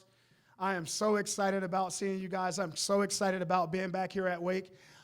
I got to be honest, I didn't even recognize Wake, especially the football facilities and athletic facilities. I don't know where the hell you guys got that stuff from, but I'm about ready to come back now. I need some eligibility. So those facilities are so awesome. All right, guys. Another thing I want to hit on. How I got to Wake, all right? Being in South Florida during the spring, at my high school, every school in the country come. The reason every school in the country come, because we had pretty good players. We had people like Anquan Bolden. We had Santonio Holmes before he transferred down to Glaze Central. Every school in the country come. So here it is, we start in spring practice, right? And all of the coaches are already out there on the field, and we see a coach coming through in a black car, and it's a convertible, all right? As he's driving up, he's letting the top back, all right? So all of the kids, now, guys, I want you guys to be clear. This is a school in the hood, all right? There's not a single white face around. I'm not even talking about Mexican, okay? It's not one around. So we have all the coaches up on the field, and that's this guy coming up. Once he gets the top back, instead of opening the door, okay, before we see him open the door, he has on sunglasses. He has on suntan lotion all over his face. He is pale as all you know what. I mean, he is white. I mean, the epitome of white, okay? So when he gets out the car, instead of getting out of the car and opening the door, this middle-aged guy who's a college recruiter jumps off the top, walks up between Mario Cristobal, who's coaching at University of Miami. You have Doc Holliday at NC State. You have a coach there representing Clemson. Here's Ray McCartney in a white polo and some black shorts with tube socks and more suntan lotion all over his legs. Walk between all of these coaches and come up to our head coach and say, hey, I'm here for the Smith boys. I want Antonio Wilson and DJ Bolden. And all of the kids, I mean, there's 30 of us, all of us looking at like, who in the hell is this guy? We know every school here but Wake Forest. So shout out to Coach Ray Mack for coming down to Pahokee and having the balls of steel. Thank you, Coach Mack. Coach Mack brought in some of the best talent that we've ever seen at Wake Forest, and that's without a doubt. Coach Mack gave me the opportunity to meet two of the best coaches, two of the best men I've ever met in my life. One in Jim Grobe. Shout out to Coach Jim Grobe. Yeah. Also, the best coach and the best man outside of my uncle I've ever met in my life.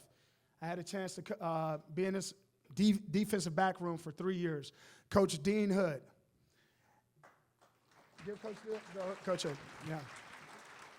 Guys, what changed my life at Wake, this is the point that changed my life, Ish.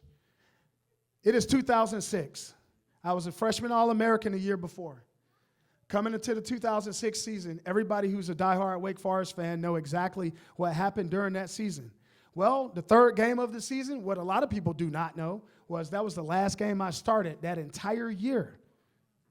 A lot of people didn't know that. I started 3 games my sophomore year after being a freshman All-American. Coach Dickert, 3 games, okay?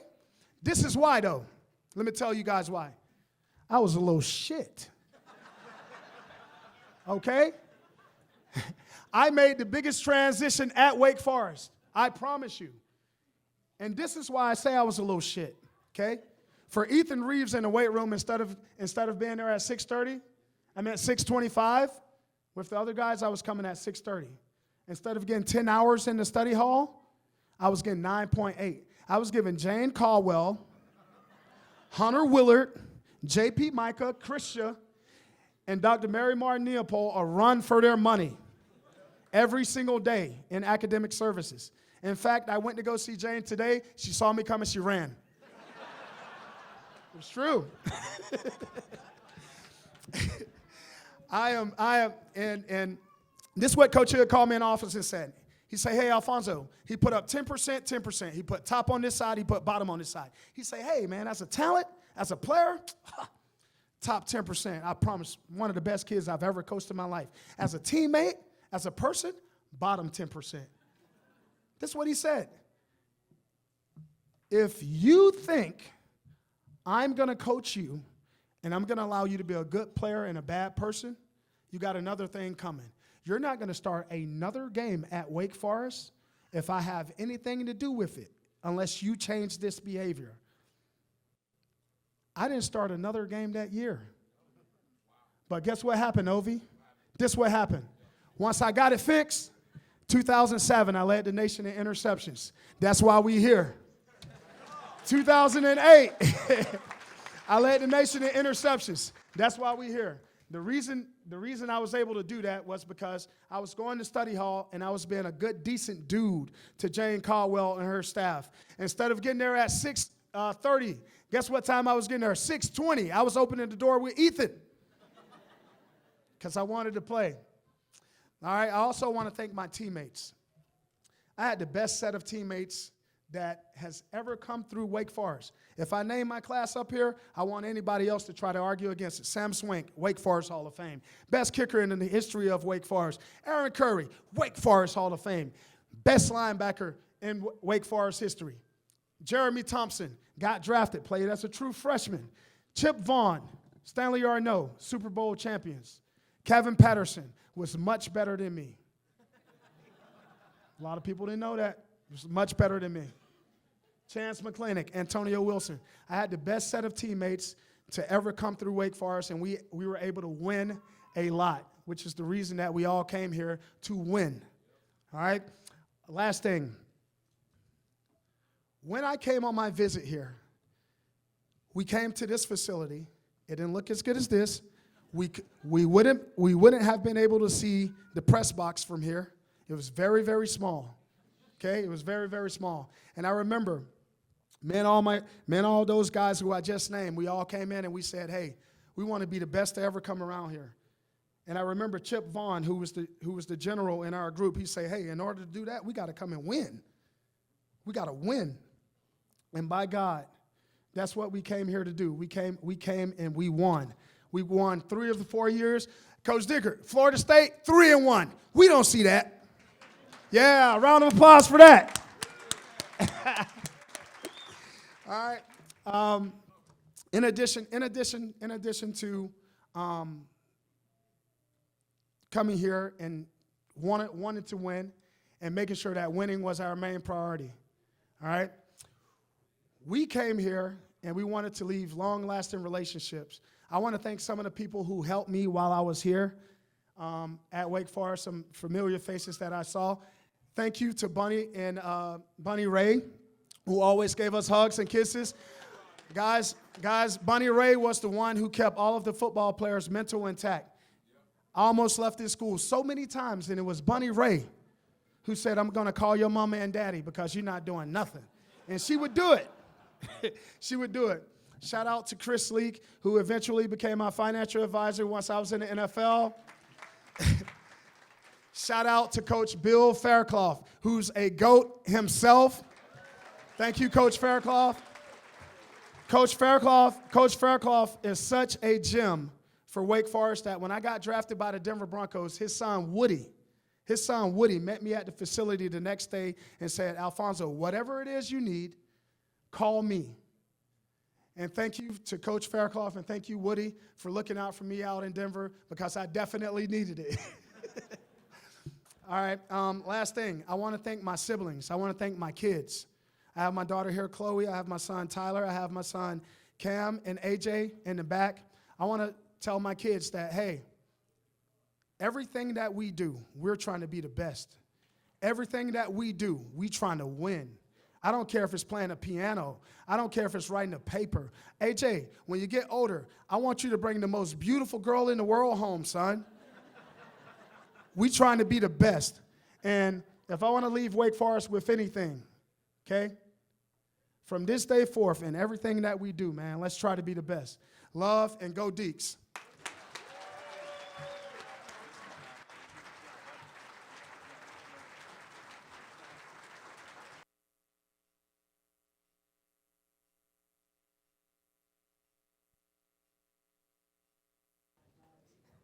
Thank you, Alfonso. Never change. Never change. All right, let's swing back to basketball. We've heard his name a lot tonight. Ish Smith.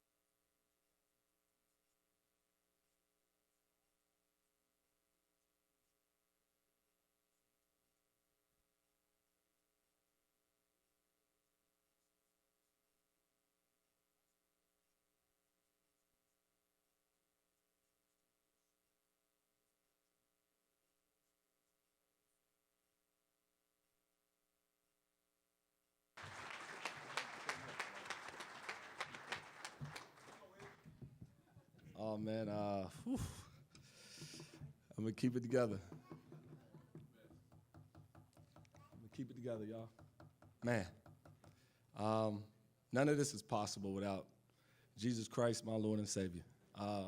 He's orchestrated my steps. He's guided me every step of the way. Times where I wanted to give up, I could just lean on him, and he always came through. This is going to be tough, y'all. I want to thank my dad. He didn't have I'm going to get through it, y'all. He didn't have a father, and he was the best father we could have. Not having a father is it's pretty impressive what he did for us as a father. My mom, she's our rock. If anybody know my mom, Coach Gaudio, Miss Gaudio, y'all know my mom. She is a rock. Prayer warrior, if I've ever heard of one, seen one. We talk early in the morning, even now, just about different things. You know, obviously I got to go to my oldest sister, Lativia. I love you. I appreciate everything you did for me during the time, picking us up, dropping us off.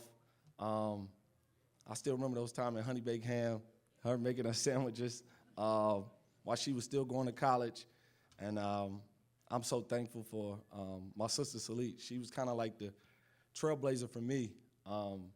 She was the best player in the house. She really was.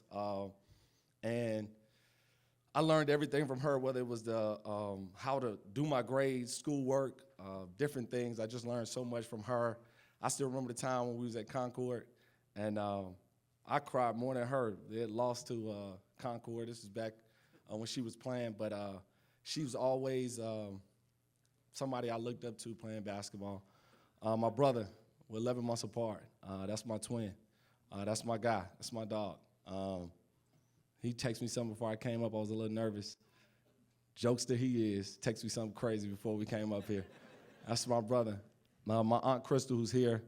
So many times here at Wake.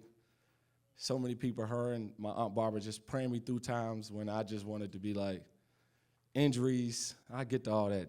Hand injuries, all those different things. Shannon, my road dog, my assistant actually currently now, she was here. Fonzo knows she was here at Wake. I mean, she was here at Winston-Salem State. That was my dog. We was everywhere. We was trailblazing this little area. So truly thankful for her. My wife, she's here. Whew. These 3 or 4 years, we've been married for 3 or 4 years. And when I tell you, she was a single mother almost, been on the road. My 2 beautiful babies, my boy Liam and Logan, my step boys. So proud of you guys. And when I'm hard on you guys, it's a specific reason why. And now here, this could be the tough part right here. Time here at Wake. Skip was, just hearing the stories about Skip, I take 1 year with him, 1 year with him, over 10 years with the best coach in the NBA, best coach, Coach Keck, you name it. 1 year with Skip was special. I still remember a time, Dino, you remember this, Coach Guys, you remember this. So I tore my ligament in Air Force. So we started the season 5-0. You remember this? And we was smelling ourselves. We came in 5 freshmen. Oh, we was smelling ourselves. So remember, we was smelling, it was me, L.D. Williams came in, Chase McFarland, Jamie Skeen, Anthony Gurley, Casey Crawford. We all came in as 6 freshmen. Started the season 5-0. Oh, we just thought. We went, Coach Prosser, remember Coach Prosser really took this game personally. We went to Bucknell, beat Bucknell. We was feeling good about ourselves. Went to Air Force, the worst loss, I'm telling you guys, worst loss if you look it up, ACC history. I mean, not ACC, Wake Forest history. So I tear my ligament in that game. Tear my thumb ligament in that game, and sit down with Coach P in his office, and GC's there. Shout out to Greg Collins. GC's there. Coach P, my mom and my dad's on speakerphone. This is back in the day, so we got the little phone. You press the button, so we sitting in there. Man, this is back in the day. This is 2010. I mean, it's 2006. So Coach Allen talks about Pittsburgh being tough. Ish, your thumb, GC says it can't get any worse. He said, you got to be tough, Ish. I thought I went down to Concord and got me a tough kid. So I take that person. I got little man syndrome. Okay, I got something for you, Coach. So I ended up wrapping my whole finger up and playing that whole year. And me and Coach Muse spent so much time. I remember that. I'm so indebted, Coach Muse, and the coaches I had. Coach Gaudio, man, the job you did, I don't think you get enough credit. I don't think you get enough credit. Coach, I'm telling you, man, you stuck with me when I couldn't make a freaking free throw. And people don't understand. Like, I tore a ligament in my thumb. I had to learn how to shoot. I had to do all those specific things. But me and Coach Gaudio, Skip, Coach Battle, Coach Muse, Coach Kels, Tony Hent, all of us said, don't you complain about nothing. We'll figure it out. But Coach Gaudio, I don't think you get enough credit. Last 2 seasons, 20 wins, 1 tournament win, and Coach Forbes gonna get us back. We ain't been back to the tournament since, though. And that was Coach Gaudio leading us, and I don't think you get enough credit. You've been my guy. Even when I was in the league, he was texting me all day about different things, staying on me like he's still my coach, and I love him for it. But went through a lot here. Losing Coach P, losing Miss Joyce battle, it wasn't easy here, y'all. It wasn't easy. But I'm like Zoe. Let me tell you something. It was golden age here, big dog. I tell Chris this, and I tell anybody else. Josh, whoever else wanted, there's nobody, Coach Gaudio, has put his best talent on the court than that year between 2007 and 2010. I'm telling you, nobody. 4 NBA players on the floor, and I'm not just talking about we're talking about Al-Farouq Aminu, 10+ years. Talking about James Johnson, 10+ years, and Jeff Teague, 10+ years. We've never seen nothing like that. And Coach Gaudio was the right man for that job. When he took us in, losing Coach P, that was hard on him. I know it was hard on me, but I know that was his best friend. For him to take the Rams, him and Coach B and Kels and all those guys and took us to another land, that was special. But to our walk-ons, I see Fowler over there, Behold, Lepore. I don't think guys understand how hard that job is. You don't get tutors. This is Work Forest, not Wake Forest. We used to call it Work Forest. And so people don't understand. They come in and they do their work. They do their work every day, schoolwork without any tutors. And then they come early, learning all the plays, the previous team, the team we're about to play. And they got to stand at the end of the bench. And they're giving us love and admiration for the hard work we're putting in. So I appreciate you guys, my teammates. I learned so much from the guy that I learned more from was Jeff Teague. Chris would come back all the time. And for me, Chris, everybody knows, is CP. And so when he would come back, we would measure our games up against him, me and Jeff. But the best competition I got, you can ask Coach Gotts, was me and Jeff in practice. And that year when I broke my foot, Jeff had took over and went to another round. So that next year I came back, and Jeff had showed me a blueprint of what it took to get to the next level.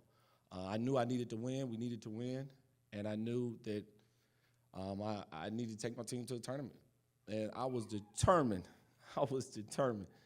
Coach, I never told you, I was determined for us to get to the postseason and win a postseason game.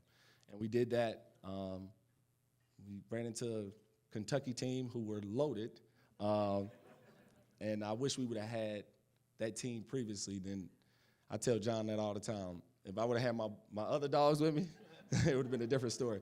But GC, shout out to him. Me and him spent so much time together through so many injuries I had. And there's one more name I want to mention, Ernie Nestor.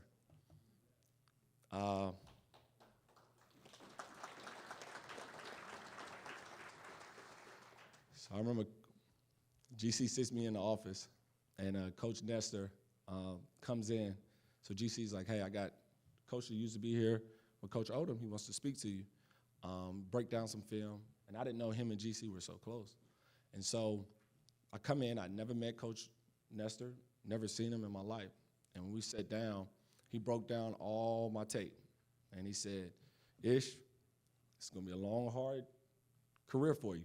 But he said, if you keep chopping away at it, just keep chopping away. All it takes, 1,000 no's, all it takes is one yes. And he said, when you get that one yes, you have to take full advantage of the opportunity. We lost Coach Nestor a couple weeks ago, but I still remember, and he still would text me throughout my career, critiquing what I did right and wrong. And I'm truly thankful for him, my high school coach, Scott Brewer, my middle school coach, Coach Lario, who still to this day bugs me and gives me fruit from his garden. Yeah. But I just want to tell you guys, thank you guys. Thank you. I truly believe that we're all resources towards each other. Christ is our source. We're all resources towards each other. And I thank you from Coach Gaudio, from Coach Battle, from Pat, Kelsey, from everybody that I had an encounter with. D-Lou back there. I remember some of the deepest talks we had. D-Lo, sit up there. Come on now, Ish. What we doing? We done lost 2 in a row. I just remember those conversations. Miss Caldwell being on me about my academics. You guys, you care. This is a family. Wake Forest is a family. And it's kind of tough in this NIL kind of way and how things are going. But the one thing I always tell people about going to Wake Forest, it was a family atmosphere. Everybody cared about everybody, and everybody loved everybody. And I loved it when I was here, and I still love it. So I appreciate you guys. Thank you guys, and I love you guys.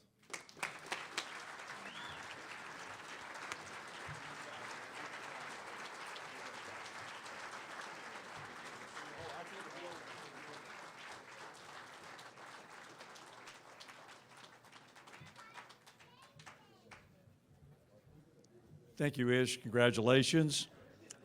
Our final honoree tonight, representing women's golf, Cheyenne Woods.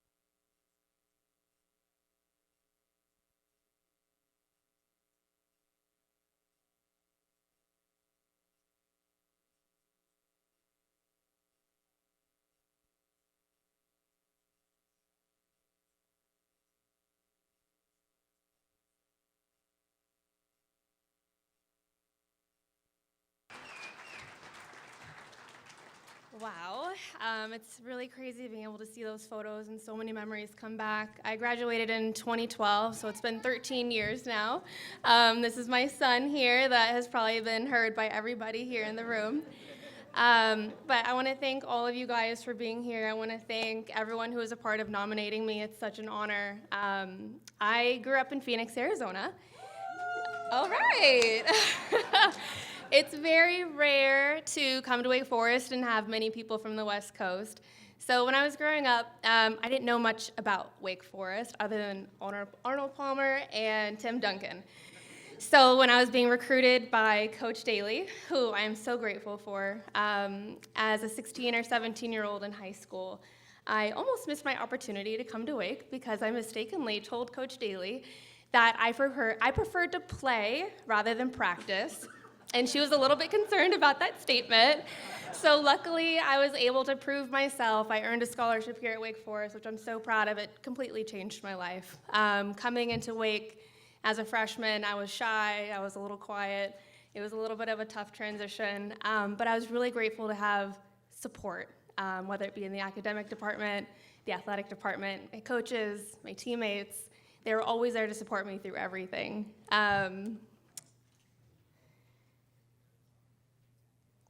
Sorry. I wasn't always the best in my class, but when I came to Wake as a freshman, I knew I had to work really hard. I had a great team, great teammates, they were really competitive, and it forced me to work harder. There was a phrase in our practice facility that I will never forget. It was kind of my motto as I was a freshman and working my way up the rankings of the team.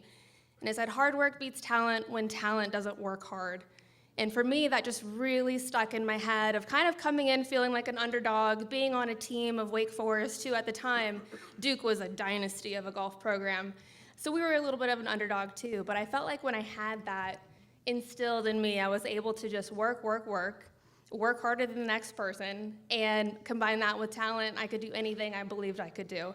I carried that into my professional career. I carry that now into motherhood. I want to pass that on to my kids. But for me, and I know there's some athletes in here too, that hard work beats talent when talent doesn't work hard is 100% mindset. It's 100% real. And it's 100% what carried me through my Wake Forest career and allowed me to accomplish a lot of my goals, not only in Wake, but then on the LPGA Tour as well. As a woman of color in the game of golf, there's not a lot of representation. There's not a lot of us to look up to. So I take a lot of pride in having that position and learning everything I did at Wake Forest as an underdog, as someone who had to work hard, had to fight for everything. To accomplish your goals, I really take pride in being able to be that representation and to be able to carry that on for my kids as well. I mentioned hard work, I mentioned teammates. I wouldn't be here without my teammates. Dolores and Allie are here, who are on my team. We made each other better. We trained together, we cried together, we competed at the highest level together, and I'm so grateful to have my teammates. Golf is an individual sport. We don't have teammates. When I graduated Wake, it was lonely, you know, going on tour. You're by yourself, traveling the world, and I'm forever grateful for the teammates I had at Wake Forest. Even when I'm traveling, wherever I was playing, when I saw my teammate, I could look at her and say, no, that's not my friend, that's my teammate. And that was so much more powerful, such heavier to be able to say that after graduating and knowing everything we went through, everything that we accomplished together. And again, as golf being an individual sport, those bonds are so unique to have with your teammates. So the golf team is there today. Definitely take in every day that you have with your teammates because it doesn't last forever and you make each other better. You push each other, you support each other today and in whatever you do after golf. I want to thank my family that is here today. My mom, who has done everything for me to get me here today as a single mom, raising me and working 2-3 jobs to be able to support and allow me to chase my dreams. Thank you for that. Wake Forest University, who would have thought? You know, I have our degree. My husband makes fun of me because my degree is in our office, so big and the biggest thing in the office. But it's just, I'm so proud to be able to say that, and thank you, Mom, for allowing me the opportunity to accomplish that. My husband, Aaron, who is such a great support, and our kids, Cameron and Maya, our 2-year-old and 1-year-old. Again, to be able to be a woman of color in the game of golf, to be able to now bring my kids back to Wake Forest University and show my name and my picture to them, have something for them to look up to, really, really means a lot to me. I come from a family with a very large name in the world of golf, being Woods. And it's really nice to be able to bring my kids back and see a woman Woods, a female Woods, who's been able to accomplish something and, you know, carry on the family name. So thank you guys so much for allowing me the opportunity to be here at Wake Forest University, to be able to have this honor of being in the Hall of Fame. It means so much to me, and I am so proud to be a Deke.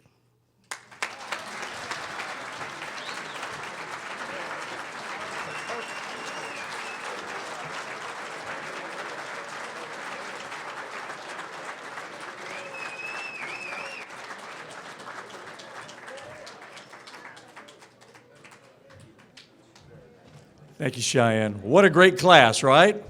Uh-huh. Well, the only thing we have to do is to invite all the honorees back up front here. We're going to take a big group photo of this incredible class. Might even play the fight song while you're doing that. And for the rest of you, thanks for being here. Thanks for your patience. It was a large class tonight. You are dismissed. You can go home. As always, go Deeks.